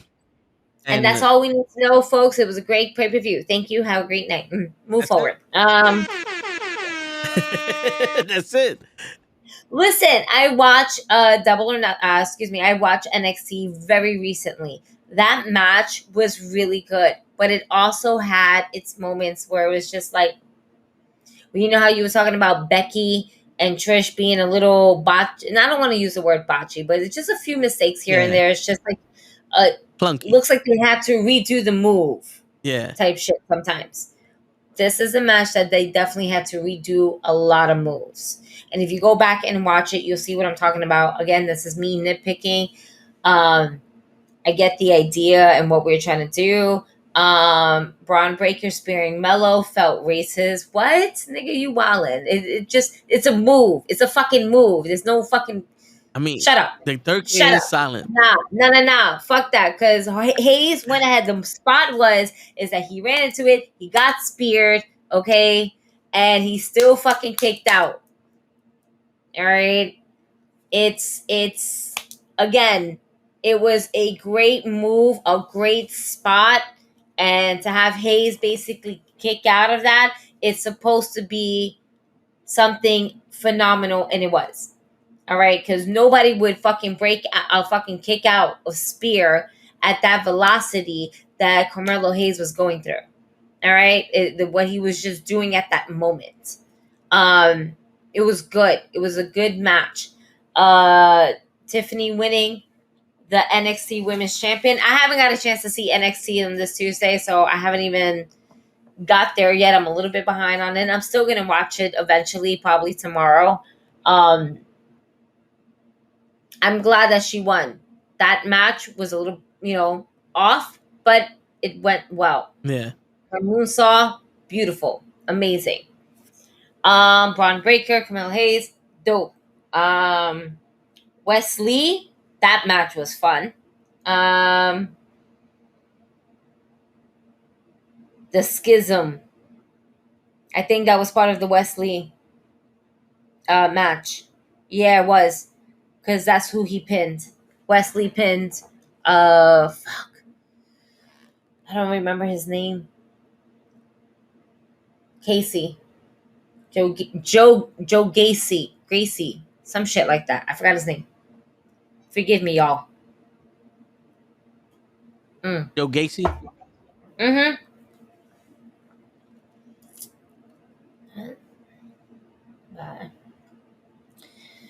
Now let's get to a better pay-per-view. Double or Nothing. Word. You fell asleep, sir, at the last match. That is disappointing.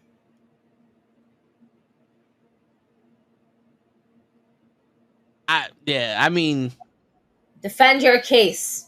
It was the Monday morning after, because I was at my cousin's house. So by the time we got home, it was already like 12 o'clock in the morning. So then I woke up at fucking, what was it, 10:30, 11, and just threw on the pay-per-view. So we started watching it. We ate lunch, and then as soon as I finished eating lunch, there goes the main event. And I wake up and I see one of his shoes exploding. I'm like, that was so fun to watch. I was so like, amazing. Holy shit. But, so there was a few good matches. Yeah. Real quick, no matter what anybody says about Jade Cargill, she's a fucking showman. Yeah. Whatever she lacks in wrestling ability, she makes up for in putting on a show. Yeah. Because whether she's doing cosplay or her entrances, they're always on point. It's always like, okay, this is Jade coming out. She's putting on a show for you. Yes. You can always guarantee that there's going to be a show on that bitch's show, Jade Cargill. Definitely. When she's on, she's on. Yes. And there's nothing but respect to that woman because she did a step. You can tell she was a little bit off on her step. Yeah. But I think she was also very kind of like in the moment, like, oh my God, this is actually happening with my step team. Yeah. This is dope. This felt this was basically her Bianca Belair WrestleMania moment for her until she gets to that next level. And it was cool. So cool to watch. Her match with Taya Valkyrie, that was good. Yeah. The ending. So Miss Bitch is talking about show. She came on yesterday. Oh, okay. Hi, Miss Bitch. Miss Bitch. All right. No, but I think that's it right there. Miss Bitch. All right. Go ahead. No, but yo, listen. I'm all for the cosplay and the entrance for Jade. I don't mind her wrestling, especially if they put her in there with veterans like Taya Valkyrie and all that, because they make her look good. Mm-hmm. They make her look good, but when she's in there with somebody who's a little bit better than her or not on that level, you can tell she's not all there. When she has to lead the match, she's not all there, but still. Well, that's Gigi for the win, Miss Bitch. Bitch. All right. Yes. No, but I liked it. And then Chris Statland came out. Okay, so wait. So I am so ready for this right now. Because I've been saying it, and since day one, so all the time, it doesn't matter. I fucking said it. The one woman that is going to throw Jade out of that title is going to be Chris Statlander, and fuck it. It happened. It fucking happened. Oh, it happened. And I called it since day one because I fucking knew that the only woman that was going to throw her off her game was Chris. Why? Because they were setting that up before Chris Statlander got injured, before she had to get that knee surgery, before any of that shit. They were building this feud up, and for all the hard work and all the rehab that she's been doing and the extra training she's been doing, especially being off TV, this was the fucking payoff that I needed. This was the payoff that I wanted. This was the exact thing that I've been calling since when? That's right, day fucking one. They were waiting for Chris Statlander to come. And as soon, and I was happy, like, so I was low-key mad that she lost to Taya. Because I felt like, I didn't see Chris Statlander coming out. Yeah. But I saw somebody else coming out because the way Mark Sterling was kept building that part up. But when Taya lost, and I was like, you got to be fucking kidding me. Like, all right, it made sense. They wanted to make 60. They wanted to make it an even number, not an odd number. That makes sense. I just wish that Taya Valkyrie wasn't the victim of it, because, it was a very good feud. Yeah. And I feel like I still want to see who has the better Valhalla or whatever Jade calls it. Jaded? Jaded. There you go. I'm like, whatever her fucking... Like, at this point, I was like, I don't fucking care. Whatever the same fucking move that she does. I kind of still want to see them go at it. Like, I really want a best series out of 3 type shit. And I don't want to count the first one where she couldn't even use that move. Yeah. So I want to see another match between them, but I know that right now Taya's focused on Chris Statlander. But when Chris Statlander came out, when her music hit, I was like, that's Chris Statlander. That is Chris Statlander. As soon as I saw her, I fucking popped. I marked out. I was fucking clapping. I was standing up. I was like, I know this is it. This is it right here. Wow. Boom. It happened. 1, 2, 3. I fucking screamed. I was like, yeah. Wrestling. And I marked the fuck out because I knew this was it. This was the moment I've been talking about since day fucking one. And it happened. Yeah. And now I'm like, okay, we can turn this off now. I don't need to watch anything else. I'm good. Thank you. That's it. And our Yeah. is next. Okay, I guess I'll watch. No, like, that was such. It for as mad as it made me, because it's Taya Valkyrie and I got a lot of love and respect for her, and then these two women really do fucking match up. Like, this is probably Jay's best match that she's ever had, period. Yeah. Because I've never seen woman handle the shit out of her the way Taya did. Yeah, not even Athena. Because Athena brought a lot out of Jade, but Taya seemed like it matched up with her. You want to know why? Because Athena is smaller. where Taya basically meets her eye to eye type shit. You know, like their body type, not to say it's similar. They're not similar, but she's a big girl. Taya's a big fucking girl. So her strength is there, and she has height on her. And it also helps when she adds height based on her shoes. But even when she puts her wrestling boots on, she's a tall girl. So there's a lot that just kind of like matched up. That's why they're like the two top women that would go together. And it's wild because I'm looking at all of this, and we all said Taya was going to go over. This is Jade's moment. Jade. So we were right in some sort of aspect. We knew Jade was going to lose. Just to the wrong person. We got through 60-0. Cool. You got to drop the title now. Yeah. So now what happens with Jade? Is she in a story with Smart Mark on some? Why'd you? So yes, obviously she's gonna fire him. She might even ask for a rematch, or she might have her eyes set on Toni Storm. Why? Because Toni Storm decided to talk shit about her during the media scrub. Toni was asked, what if Jade Cargill, being that she just lost today, comes after you? She's like, I'll slap the tits off her chest too. Matter of fact, yeah, why not? Toni, feed me Jade. Give me Jade. I'll kick her ass too.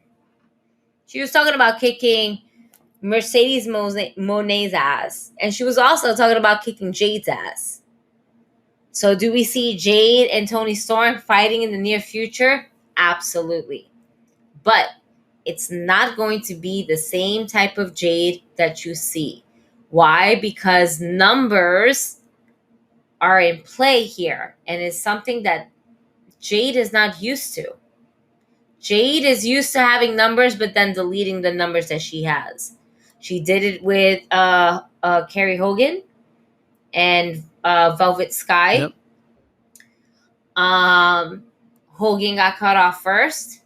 Down Red Velvet. Sky. Yep. Red Velvet. Yeah. That's that Velvet Sky. Wrong one. I'm thinking about Sky Blue. That's why. I'm thinking about the name Sky Blue. Yeah. My bad. Red Velvet. My bad. Yes, we're starting some shit up. Yes, I know your character. I know I'm bad with names. My bad. And damn, I forgot the girl's name who she's with right now. J something. I bet you it's not that. Help us out on the group chat if you're still here with us. We appreciate you. So Chris Statlander definitely has knee issues overall, but I don't think that it's going to be much of an issue, period, now moving forward. But it's still going to be fun to watch. Now, her first match just recently happened on Dynamite. It was Chris Statlander versus Nyla Rose, which is interesting because we haven't seen Nyla Rose on our TVs for a really long time, I feel like. We've been kind of focusing on a lot of Ty Conti, Jade at just whatever opponent that she has, Dr. Britt Baker, DMD, Jamie Hayter, and Toni Storm. So, and the Outcasts, right? But we really haven't focused on any other women on the roster, period. I don't want to say main roster because that's the only main roster. Yeah. Besides Rampage. And then Collision, which we got the exciting news of the pre-recorded Tony Khan because he can't go out there and live. He can't go out there live anymore. The forbidden door is the door that Tony Khan can go through for making live news announcements on Dynamite. He can't go through that forbidden door. They changed the locks on that nigga. Yo, facts. We're doing this. Sam, he's coming. They're doing that. Like he's still saying Wembley Stadium somewhere. My guy is out there like, yeah. Shit, I'm So, on what is it, June 17th? Same day, right? June 17th? yeah. Right? Yeah. June 17th in Chicago. CM Punk is coming back. Back to you guys. How do you how do you feel about CM Punk coming back? And it's not because of CM Punk. All right, it's just that my glass is empty.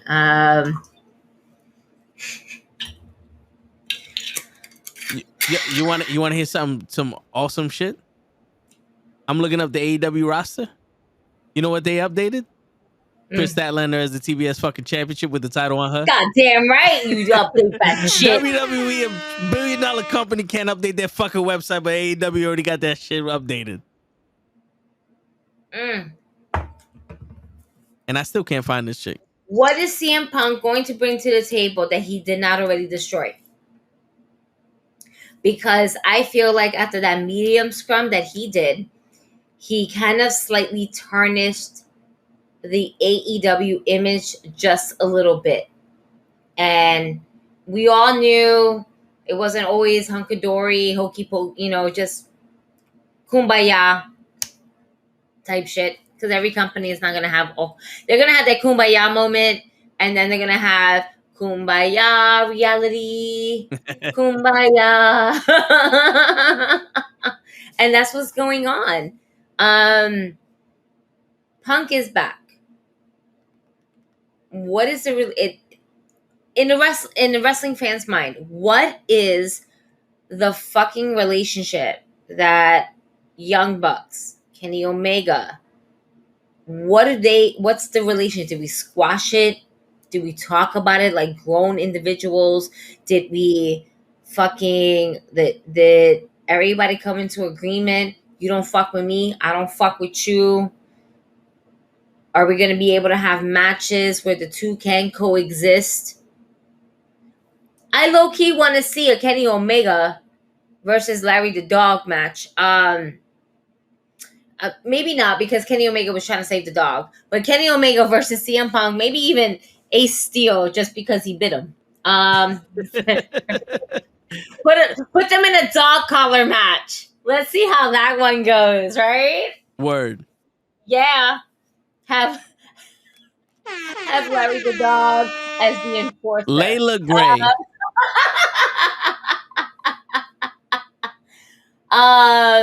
Layla Gray is her name. Layla Gray. You know why I was thinking about Layla Hirsch? I like Layla Hirsch. It took forever to fucking find this, but there she goes. Layla Gray. Yeah, there you go. Her. She ain't lasting long. Pobrecita. She's not even on the roster. She's not on the AEW roster.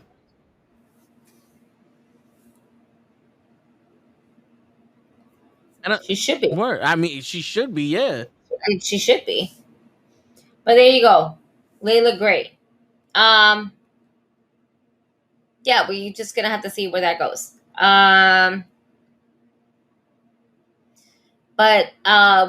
Yep. CM Punk coming back is going to be interesting. I do not want to see CM Punk in a title match. I don't think he should be holding any titles. I don't think he's entitled to a title. Yeah. If that makes sense. Makes perfect sense. You know? I do like the way he wrestles. I do not like how injured he gets very quickly as a wrestler. Not to say I don't like it. Nobody likes it. I'm sure the wrestler doesn't like it. But the fact that he wants to give it another go, puts his feelings aside, why not?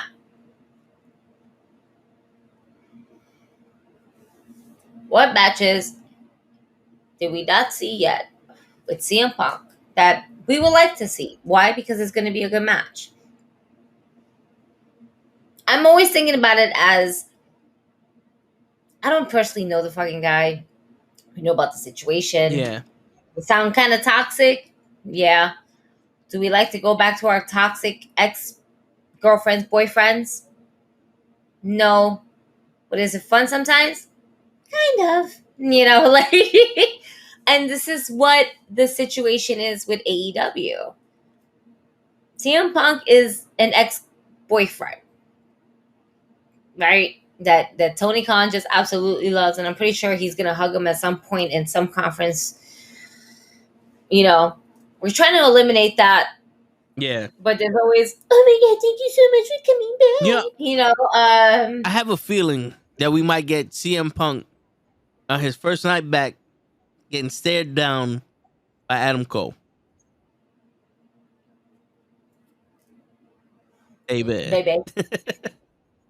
You know what's funny? If Britt Baker and Adam Cole have a kid, then that's gonna be Adam Cole's baby. Yeah, I'm just saying.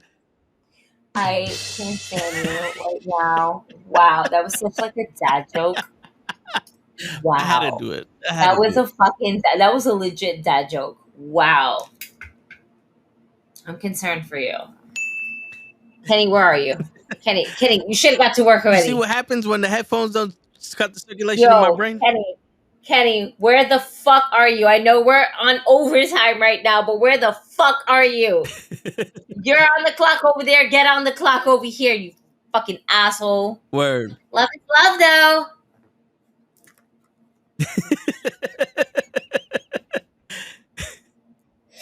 Oh, shit. I'm fucking done.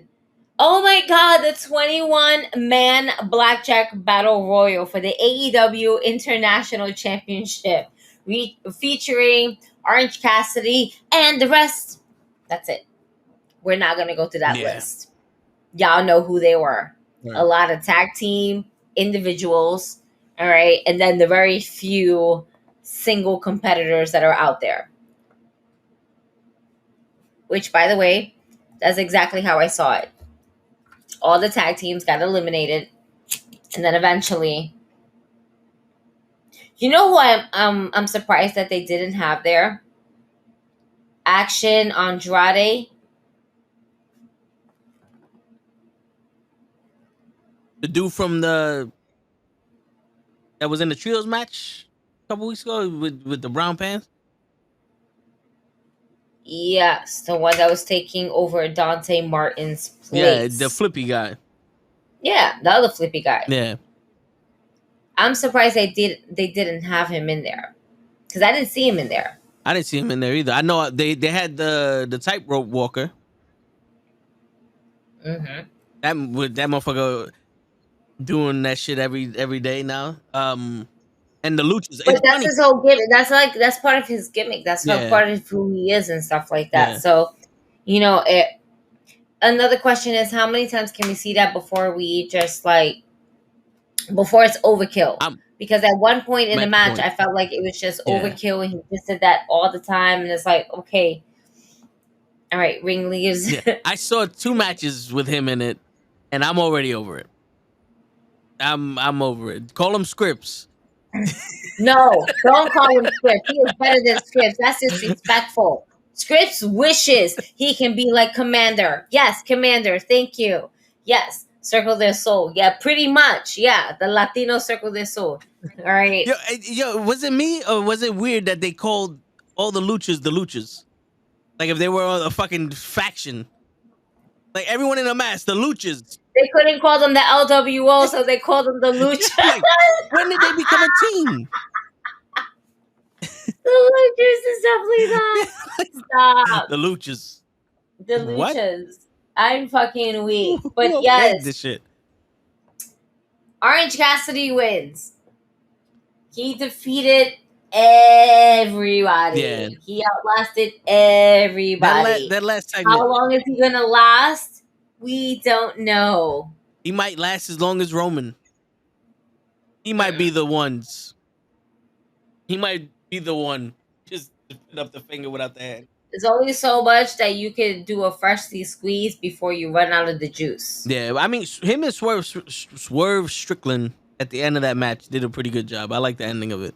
And that's why Kenny's fucking petrified, because he knows that Swerve is going to end up winning. Yo, we got Keith Lee still. I don't think Swerve and Keith Lee ever had a match that ended their beef. No, but you can always use Swerve as a reason to give Keith Lee a title as well.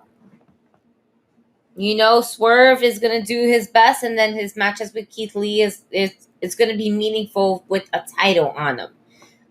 Orange Cassidy needs some time off for all those healing, just to his back and shit like that. Yeah. But it's getting to the point where it's like, okay, is Orange Cassidy the new Dominic Toretto? Like, my man is beating everybody every week. Stop. He just beat 20 men. I didn't watch it, but I watched this Battle Royal. And if anything that I know of anything of Fast and the Furious, Orange Cassidy is the complete opposite of a Vin Diesel character. Because Orange Cassidy doesn't need friends. He doesn't need family. He needs friends. He needs friends. The best friends. And he's not, I don't know if you noticed, but sometimes he's really not at top speed. Sometimes he's still stuck on first gear. Yeah, he's Granny. My man, he was like, we're not switching gears. Yeah. We're not switching gears. Ugh. Nope. Mm-hmm.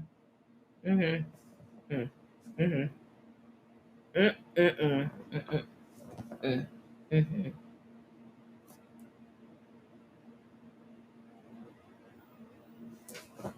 You know,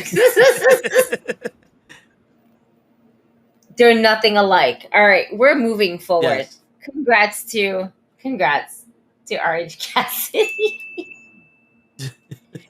All right, ladder match, TNT Championship, Wardlow versus Christian Cage. Wardlow does not belong in a ladder match. Let us never put Wardlow in a ladder match. Or jumping on a ladder. I mean, broke that ladder by just jumping on it. It's like, damn, bro. But why did he try to use the same ladder knowing that it was done for? It's like, my nigga, you had more time to get a replacement than trying to adjust this. Like, what are you trying to do? Like, you could tell at that point, Wardlow was like, I'm rushing to finish this match. Why won't this ladder work? Yo. He couldn't put 2 and 2 together, and the ref was like, hey, you fucking idiot, get the next ladder. I'm not holding this for you. Even Taz. You a big get the fucking ladder. What? Fuck. And like, yes, you fucking moron. Get the fucking ladder. Even Taz was in the thing like, why are you climbing up a broken ladder? Get another ladder. Fuck. It wasn't going to say, what do you expect something to stay balanced inside a wrestling ring? Okay, it's bad enough to keep balance one fucking ladder, but if the ladder is broken, what do you think is going to happen? Dude, he climbed up the broken side. Like, I can see you trying to climb up the regular side, but he was but the fact that he looked confused on why was the ladder not sizing. Why is he this? He legitimately looked confused. I don't know whether this was an act or this was like a legit moment. My guy had a fucking confusion. Like, why is it? Fuck it, I'm just gonna climb. And the left ref got in like, bro, you're gonna hurt yourself. What are you doing? Get the ladder. Get another ladder. You have to get another ladder, bro. Yeah. We can't afford you to break your neck. And he did not look comfortable going up on the ladder. Word. Yeah. That is not as bad as Arn Anderson running, power walking down to the ring. My man was done once he got to the ring, and then they wanted him to do shit. No, wait, wow. Time out. Look at how he bit a whole fucking human finger. A dinosaur, right? Dinosaur, right? Because he's a dinosaur. A dinosaur's finger and there was that much blood. Like, how sharp are your teeth, Arn Anderson? Word. Like, there's like. And he didn't take the finger off. Like, he just... No, he didn't take the finger off, but there was just mad blood. How sensitive is a Luchasaurus's finger? Because if you're telling me it's a Luchasaurus, I'm pretty sure that it's pretty dense. The hands are pretty dense, man. It's like, is there calluses? Because there's no way you're going to convince me that he had Johnson & Johnson baby smoothing hands for you to bite your prosthetic teeth into flesh and what could possibly be bone for as much blood that fucking came out of Arn Anderson's mouth. What? You remember that commercial back in the day with the dentures, the glue for the dentures, where they eating the apple and eating corn? That's the new commercial. Just Arn Anderson biting the Luchasaurus finger. Tough enough to bite through a lizard. I don't get it. That shit, I was like, what is going on? Then he has blood on his ear, on his side, and I was like, what? Why did we give him a large size blood capsule? Why did we not give him a small size? Why did we not give him a kid's meal size blood capsule? Like, you bit his finger, not his jugular. Like, he bit his finger. Yeah. Look how bro. Yo, and Art, I appreciate Arn Anderson for throwing in, we'll give them blood. Like, I appreciate you want to give us the art of blood. But sir, he looked like he came out the worst of it. Like, the blood on his face. Was like, yo, didn't you just bite his finger? Why it looked like you got hit by a car, bro? Yo, what's going on here? Who shot you? What the fuck? And then, like, the least that Luchasaurus could have done was wrap his finger around a towel or something. Like, you bit my own shit off. They had to re-sew my thumb back together. Like, spit out something, Arn. Right? Like,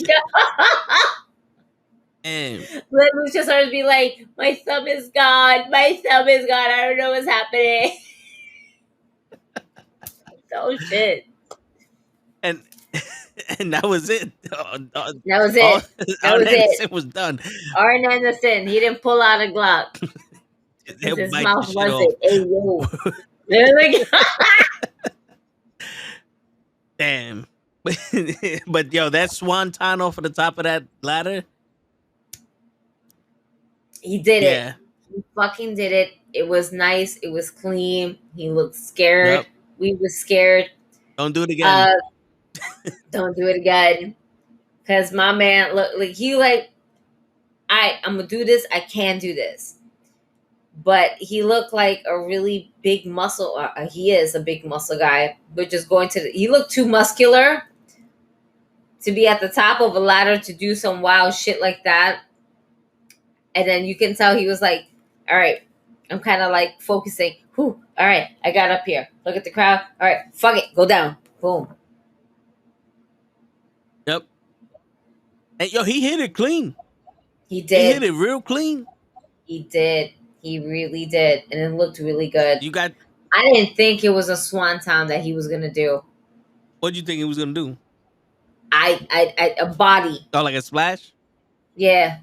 Body splash. But I didn't know what to, but at the same time, I didn't know what to expect from Wardlow at the top of a ladder, period. Besides climbing whatever he needs to climb. Word. But amazing spots, really great match. Wardlow won. That whole Christian Cage having the advantage shit goes out the fucking window. Yeah, pretty much. Word. And that's what happened. Yep. Chris Jericho and Adam Cole in an unsanctioned match. Not bad. Not bad. Jericho's getting slow. Yeah. Word. And yeah. it's getting to that point where you can see Jericho's age shine more through with everybody that's been kind of like shining through Yeah. in AEW. Like your Sammy Guevara's, your MJFs, yes. Darby, Jungle Boy, Warlow, Luchasaurus even. Christian Cage doesn't look as old. But then at the same time, he is a little bit younger than Jericho. Yeah. But he also doesn't pretend to be still a fucking cruiserweight. Right. I feel like Jericho is still trying to match speed for these guys. Right. And nothing I'm not taking anything away from Jericho and his physique or anything like that, because he's in great shape for his age and everything. But you can tell he's moving a little bit slower and everything like that. But it wasn't a bad match either. Yeah. You know, I enjoyed the hell that, we got Britt Baker to come down and just whip his ass with the kendo stick. He probably just told her, just go crazy on me. Yep. Don't hold nothing back. Swing for the fences and just go at it. I don't want to hurt you. Just swing for the fences. You'll be fine. Yeah. We got to sell the hell out of this. Don't hold anything back. And she went for it. Yep. She went for it more than she kept checking back at Adam Cole like, all right, no, you're still not up? I got you still. Yeah. He's not up. Fuck it. She kept going at it. Soraya came. Hit her with it. Word. But yo, the match ended with Adam Cole beating the shit out of Jericho with the chain. And they stopped it. I'm not too mad at that. But it's crazy how, like Daniel said, 20 minutes later, Jericho's cutting a promo in the back. And I kind of forgave the fact that he just got beaten to a bloody pulp with a chain, and he should be in the hospital checking for a concussion, when he said, how dare you hit a man with a kendo stick? Like he said, like, how can a woman hit a man with a out kendo of all stick? things, out of all things, right? Out of all things, this is what you have a problem with? This right here. Bruh. How does a woman hit a man with a kendo? This is what you have the problem. No? Nothing else comes to mind? Just this. This is it. Bueno, está bien, If that's what you I mean, I would have chose but yeah, but with all this is what you choose. This is what you really choose, brother. Because with all the shit that you hear nowadays with men talking about women and women talking about men, I would have never thought I would have heard, how dare a woman hit a man with a kendo stick? like what, bro? She hit you with everything else, and it's like, how dare you, woman, hit a man with a kendo stick? It's like the most insulting thing. Like, I don't care if I was being with a chain. I don't care if there's sometimes I don't care if I'm hanging by something. I don't care about his. This bitch hit me with the fucking kendo stick. Word. Run over my dog, shoot me in the face, bite my finger off, swanton off a ladder on me. Get Art Anderson on me. Don't hit me with a kendo stick, woman. It's like, I draw the line at the kendo stick when a woman does it. Turn around and be like, that bitch. It's like, we need the police here. She hit me with a kendo stick. You're concussed. Yeah, from the kendo stick. Oh, shit. Oh man, he's a gem though. Chris Jericho, he still puts on a great show. Still does everything amazing. Very cool. AEW World Trios Championship, House of Black. I feel like we touched base on this a little bit earlier today. Yeah. It was dope to see the the acclaim come out. The Acclaim? Oh, okay. I don't know why I was just calling them Scissor Me Daddy asses. It was dope to see the Scissor Me Daddy asses come out. It makes sense though. It makes complete sense. Yeah. Absolutely. Yeah, it was Scissor Me Daddy asses group. That's true. Yeah. It was dope to see him come up with that line. Dominic. Yeah. Oh, the Dominic's 9? Yeah. That was great. There was a lot. Again, he kept trying to touch base on black faces, which was weird. I don't know. I found it a little bit weird, and I'm like, oh, okay. I mean, they're normally white and then have some black, but I don't know. It threw me off. But then when he hit everybody with that Dominic line, with Buddy Murphy, that I was like, oh shit. It made me think, like, yo, does he tell these people beforehand, or is it just a free for all? I think he has it written down for Tony Khan to read them, and then he lets it go. And then I don't know. I don't think that they would know what he writes unless they ask him. Yeah, that's something backstage, but I don't think they would want to know because that's part of his creative thing. So it's probably like, hey, warning, we might insult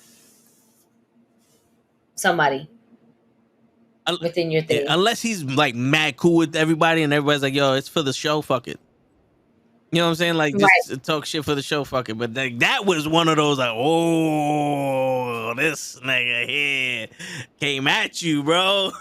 Like, anyone, right? Because everything else was like, oh, okay. How you get that by Dominic? And I'm like, oh shit. He mentioned Dom Dom. Word. He mentioned Dom. I was like, you mentioned Dom Dom. And when you mention Dom Dom, you automatically think of, that's right, Mommy. Yep. That's right. Mommy's in the building. Yep. I'm telling you, I was about to be on some, yo, Malachi, give fucking Buddy Murphy a mic, bro. You have to clap back, spit the beat. Get that beat going. Let's go, buddy. Let's go. He just done battle rapped your ass. Let's do this. Yo. That was one of those fucking lines where I think we were all like, oh, shit. Oh, we went there. Oh, well then.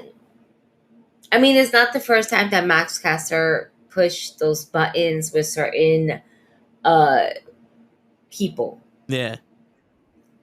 But it really isn't. It's not the first time. You got a because there's so much heat on Dominic right now, and the love, and not fake heat for Mommy because they want to boo her, but they all fucking love her. Nope. It's so fun to watch, and to be able to hear like this dynamic duo in another wrestling company that you had no idea. She had every right to go ahead and tweet, oh, Dom Dom, look, we're over in 2 companies. That's cool. Word. Because she's the only one keeping kayfabe. Mm-hmm. So it was really fun to watch that. Yeah. Their matches, the House of Black Rules, really cool. Yeah. Dark Arena, just them, 20-second rule count. It's fun. So I know Daniel asked the rules because he's confused. So basically, you can challenge them. Any 3 people can challenge them. They'll become a trio. Right. It's an open challenge. You have 20-second out of the ring count out, and the team that comes can make a rule for themselves. Like when they enter the match, they can add a rule to the match. It can be a false count anywhere. It can be a hardcore match. It can be just any type of match that the challenger chooses. That's on them. Just to make it like fair, because you have to abide by our rules. We'll let you get 1 rule in. type shit, which is I kind of like it. You know, it's something different. I don't know about that lighting though, because that lighting is like a little weird. Well, because they don't want it to make it the House of Black. You have to think about it's a house of just surrounded by blackness, by darkness. Um, it kind of gives it that very type of vintage look where it's just you and your opponent in the ring. The spotlight is solely on you guys. It's not what's happening on the outside, it's what's happening in the wrestling on the inside. Yes, we're going to have cameras where we can't see those dark spots, but we do see those dark spots because the cameras are there. But your main focus shouldn't be what's happening on the outside. It should be what's happening on the inside of the ring. Hereford is the House of Black. There's only a lighting. I don't notice that there's anything when it comes to black. There's only just one lighting. Yeah. And that is the center. And that is all of them. Everything else surrounded is just black. They are the light. They're the only light, the only spotlight that you should be watching when they're on there. Hence why everything around them is black. Welcome to the House of Black. That makes sense. That makes sense. So that's pretty much that's how I see it. I think it's dope. The Acclaim coming out, they got a major pop. But there was no way that the Trios was going to win, or excuse me, I should say lose that titles, those titles. Yeah. They're going to be winning for a while. So that's what's going to be really awesome about just the House of Black. I just want to see what other teams are going to evolve from the Trios titles. What are we going to do with that? How is that division really looking? And what's so different about this division and then the tag team? Because right now we got FTR as a tag team. And from what we've been seeing after their match at Double or Nothing with Jeff Jarrett and Jay Lethal, it looks like the forward direction is going to be Bullet Club Gold. Yeah, that's what it's looking like. So that whole match was fun to watch. I enjoyed that match. I saw all that shit happening. It was fun with Jeff Jarrett and Jay Lethal. Mm-hmm. But at one point I was like, yo, if they're going to do all of this, give them the titles. Like, let them win the match. Like, yo, they beat up 4 midgets. They killed 7 refs. They used 52 guitars. They electrocuted, like, some of the fans. Dixie Carter, I mean, not Dixie Carter, Aaron, wow. Karen Angle fucking busted her ass. Like, if anybody deserves these fucking titles. Karen Jarrett, same shit. He was Karen Angle, though, so you're not wrong. Yo, when she hit Aubrey in the head with the guitar, I was like, you fucking hit Aubrey out of all people? You fucking cunt. What the fuck, man? Yep. Leave Aubrey alone. I'm sorry. I'm here for Aubrey. All right. I like her spunky attitude. I like that she is pretty much the first lady of AEW women's refereeing. I think it's fucking dope. I think there should be more referees out there like her out there. It's so fucking fun to watch her. I am such a fan of hers. The passion that she has in watching these matches unfold in front of her and being able to count to them shits and just really getting involved is so fucking awesome. You're evil. Fuck you. I absolutely adore Aubrey Edwards. Right? Edwards? Yeah. Should be Edwards. Yeah. I'm not bugging out. Sorry. I'm like, I smoked, I drank, I'm good. She's fun. She grabbed, I was like, oh shit. She got hit in the head with the guitar. No. You fucking cunt. Fuck you. Like and then but we got another referee. Everything happened. It worked out. Yeah. We're good. FTR all day. Let's go.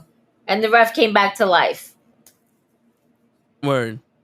We all saw that Briscoe brother getting hit too. So yeah, that parts of that match was kind of like Vince Russo WCW esque.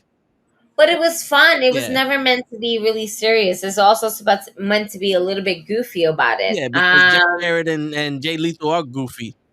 Yeah, no, but then on top of that, you have the Briscoe. Yeah. Come on now.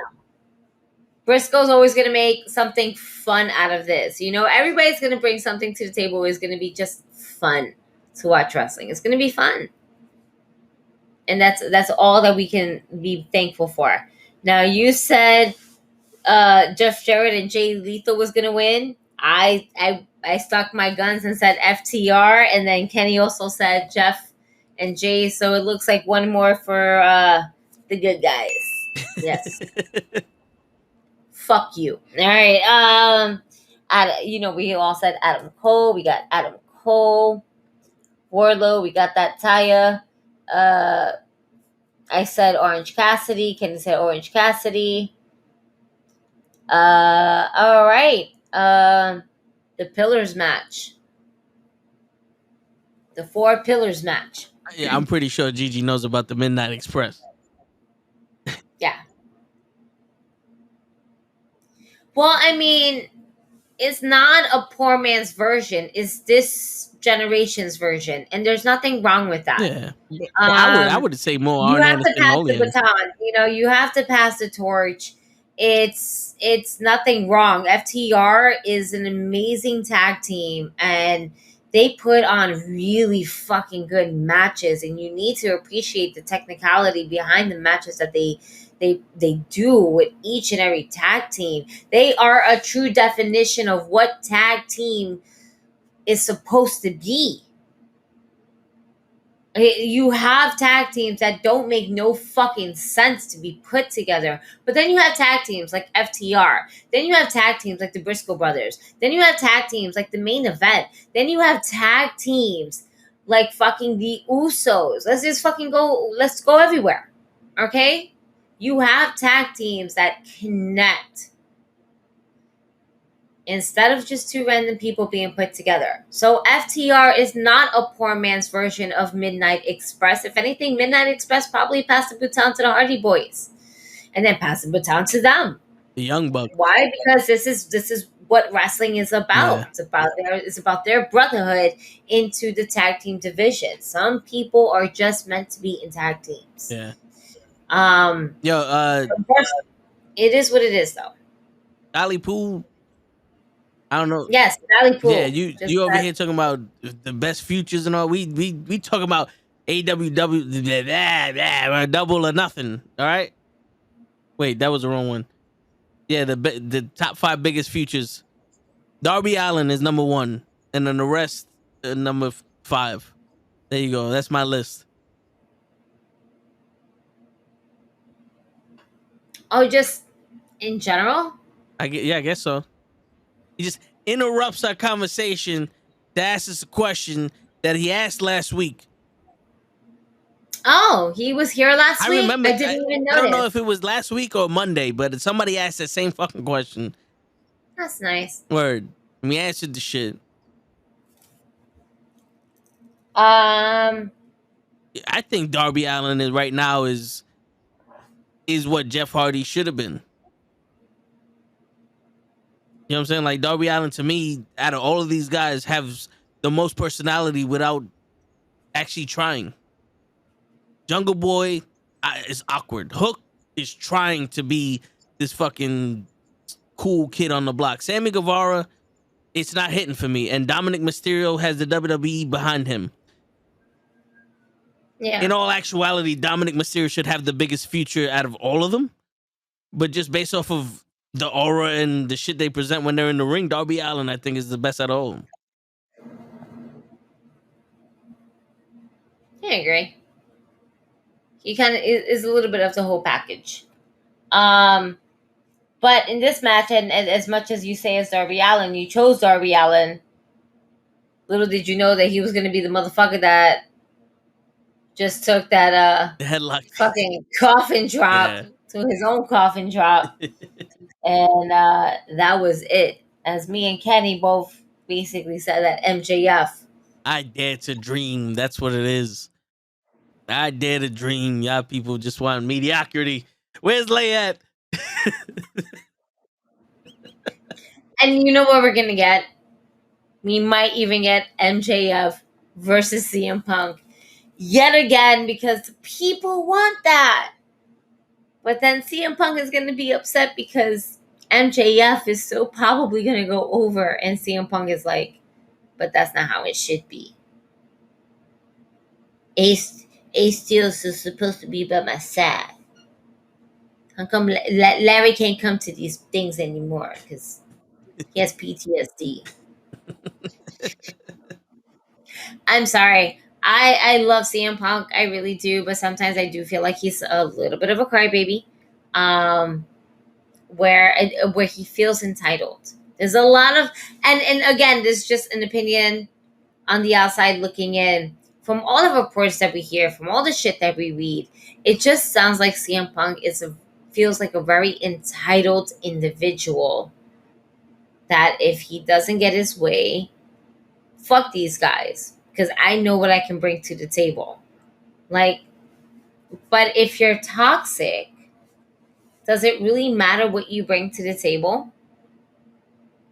Or is it going to get tarnished by the way you behave? I mean, look at fucking Teddy Hart. Teddy Hart is a fucking... Take away all his personality and all that shit. In the ring, that motherfucker was a phenomenon. He was doing shit I ain't never seen before. Absolutely. And he didn't even make it on TV in the WWE because of his fucking toxicity. Yep. And we ain't missing nothing. We still got wrestling. Yeah. And that's the saddest thing, is that a lot of times, from what we read, and we can only go by from what we read, right? We don't really know the insides. We're not there. We're not backstage. We don't know shit of shit. We don't know shit about fuck. Okay. But from what we read and our perception of things is like, you seem like you have a lot of great ideas. You seem like you can bring a lot to the table. And yes, you have a lot of accolades between both companies. But if you're going to continue to be toxic, is this really going to be better for us in the long run? Or is this really going to bite us in the ass afterwards? It felt like it bit us in the ass already with all the shit that went down. Yeah. What makes us think that the second time around it won't be the same? Where is the accountability? Where is where is all of this going to be at in the near future? Because it could be everything hunky-dory for the first 3 months, but then by the 4th month, it rears its ugly head in, or we have another injury. And I hate to be that person to put those things in perspective, but at the same time, it's true. It's not unrealistic from what we've seen and with CM Punk's run in AEW. And he came in talking about he wanted to make the younger guys better, and then he fights with essentially the younger guys because of what? It's like, yeah, FTR and everybody, they had his back and shit, but it's still like, yo, bro, you're supposed to be a leader through an example. Yep. And you're fighting 4 or 5 people in the back. Like, what kind of example is that? Like, you could sit there, you could talk your shit, but people came and they try to cash that check that your mouth fucking wrote. And you just like completely shitted on the whole entire company. Yeah. Like, man, fuck this company. Fuck this guy. Yeah, I got love for you, but I don't respect you because you just wanted me to fight a whole bunch of fucking assholes. Like, at that point, it just seemed like he was just fed up. Like, I don't want to fucking fight these guys. Fuck them. They don't really know talent. They don't know shit. But no, we need to go ahead and up them because they're the ones that go ahead and make the best numbers in ticket sales and merch and stuff like that. So I have to go ahead and fight these fucking assholes to make this company look better. But does it matter? No, it doesn't matter. But he just wants me to be, it's whatever.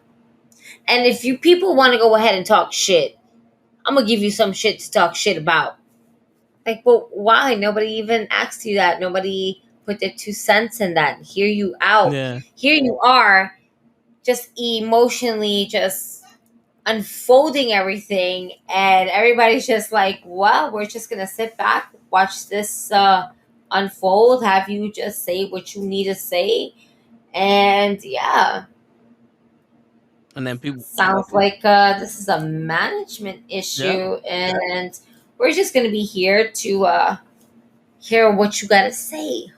and people took exception to it. And then he's And then gone. shit hit the fan. Yeah. Right after he wins. Right Right after he wins. He could have been an all fucking hunkin' dory, and he decided not to be. He's a selfish asshole. Word. That's selfish. Yeah, you would have thought that when he won the title, he won the company. Yeah. No. You just want to. I want more. Yeah. This is bullshit. I'm bored. Like, Go home. bro. Go home at that Be point. grateful. Yeah. Be grateful. Be grateful. Nobody. They're grateful for you. You should be grateful for them. Yeah. Nobody was trying to give you a platform, or if they did try to give you a platform, you just like, no, you can't afford me. And now you have someone that's gonna afford you, and you're still gonna shit on them. Yeah. And it's not What? it's not like you're Ric Flair, bro. You know, like you're Ric Flair, Hogan, He's done things for this industry. I won't take anything away from CM Punk and what he has contributed to this business, this wrestling business. But you know, your reputation. But it precedes But you. it's kind of like if Roman Reigns went to AEW and demanded all that respect, he would get the same treatment as Punk. Yeah. It's like, yeah, okay, you did that. Yeah, that's fine. But who the fuck are you? You're still my age, homeboy. You know what I'm saying? Like, at least, like, Ric Flair's been wrestling for decades.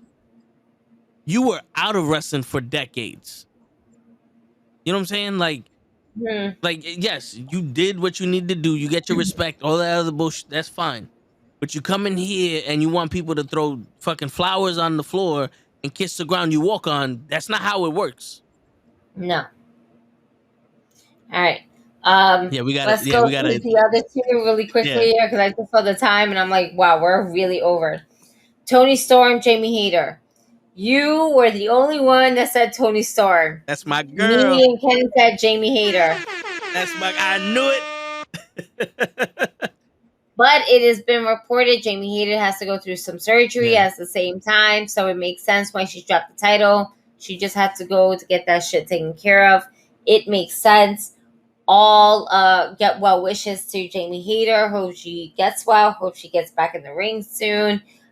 She's just an absolute pleasure. And the fact that she was still injured with all this shit happening with her and still gave her all for this women's match shows so much character for her, and it's just so much an appreciation for her to go through this fucking women's title match. And Toni Storm is not a light a light fucking wrestler to basically just like put in just light work.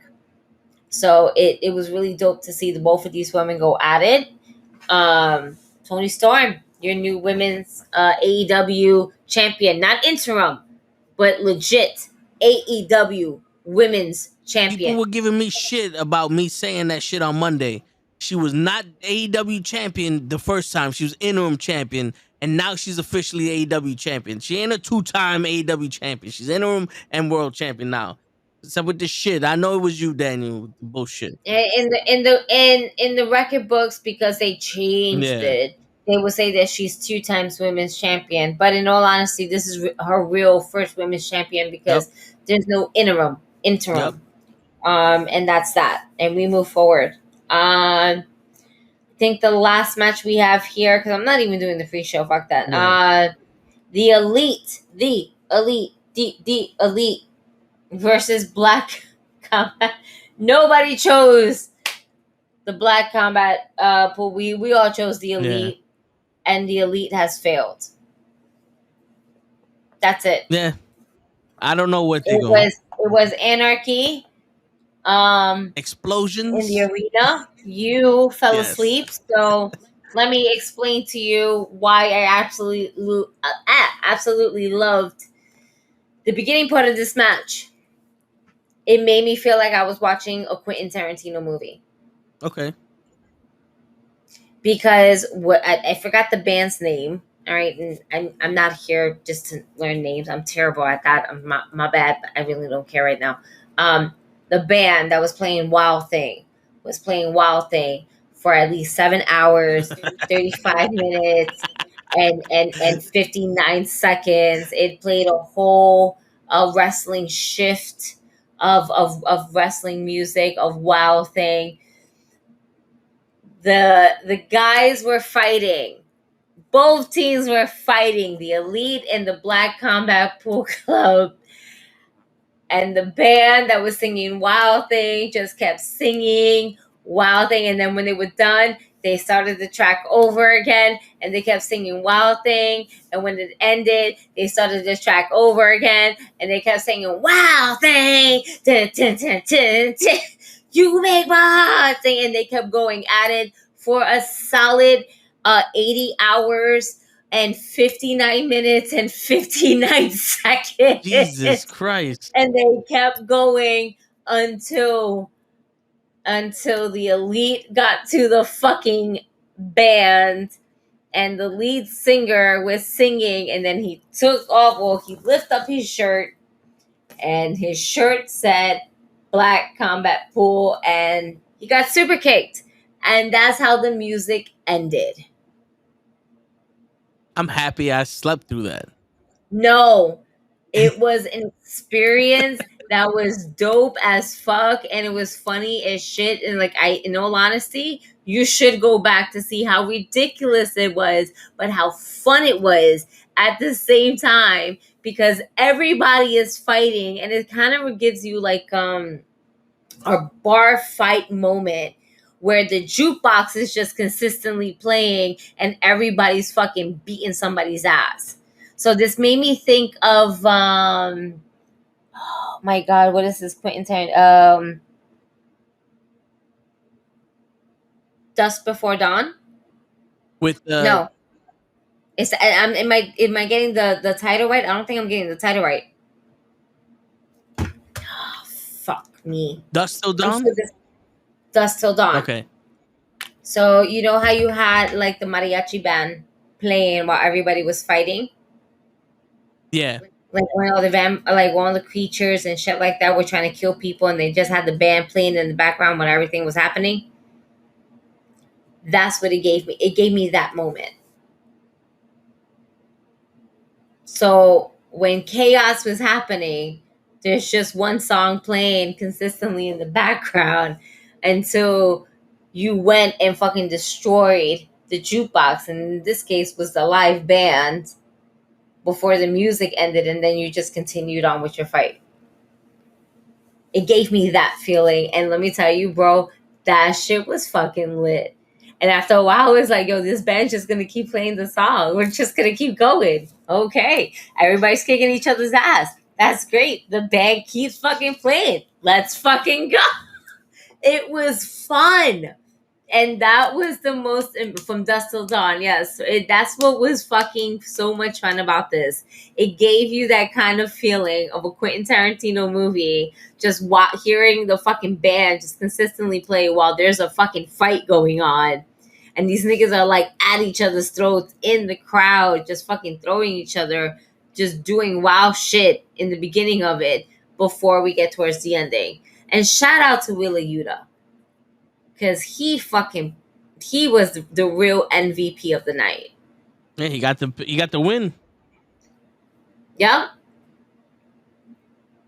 So it was really fun to just watch that whole entire match. I know you fell asleep, but my suggestion for you, Toe, would be just to go back, find that one match, watch the beginning of it, and see the chaos that is Anarchy, right? Yeah, I'll try. I'll see if I can watch it. Just so you can see this band play this song and maybe for the first 5 to 6 minutes of the match. He just legit kept going on and started singing Wild Thing. And it's like all of them were fighting and they just kept singing it. My only one problem is, again, because Matt Caster kept talking about blackface, this man legit had a black face with just like a red like square going down his mouth. And I'm like, that don't look right. That to me don't look right. Yeah. That. But and mind you, I probably wouldn't think about that. Maybe I would have. Fuck that. I probably would have. But because Max Caster already kind of mentioned something like that of a black face, and to actually see it. But also, that was kind of the shirt that WWE made for Homeboy and NXT. No, absolutely. And I'm not taking anything from WWE for doing some wild shit like that. Because WWE is not racist. Not at all.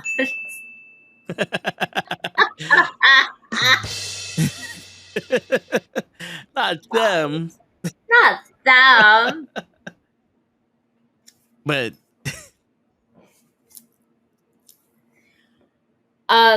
dope match. However, we were all wrong. We all thought that the Elite were going to win because they needed this.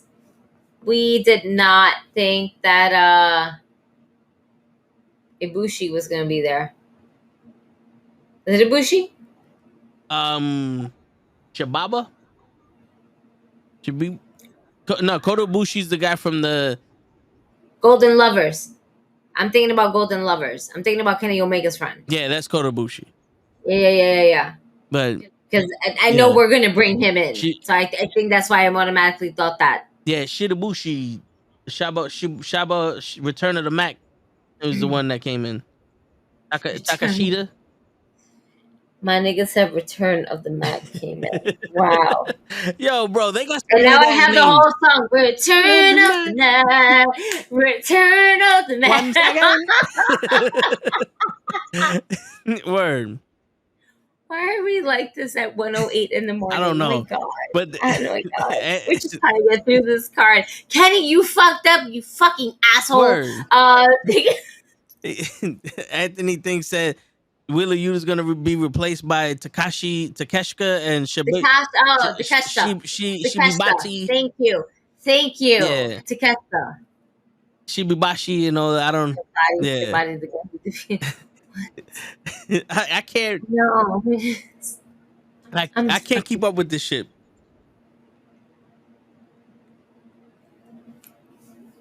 Yeah, no, listen.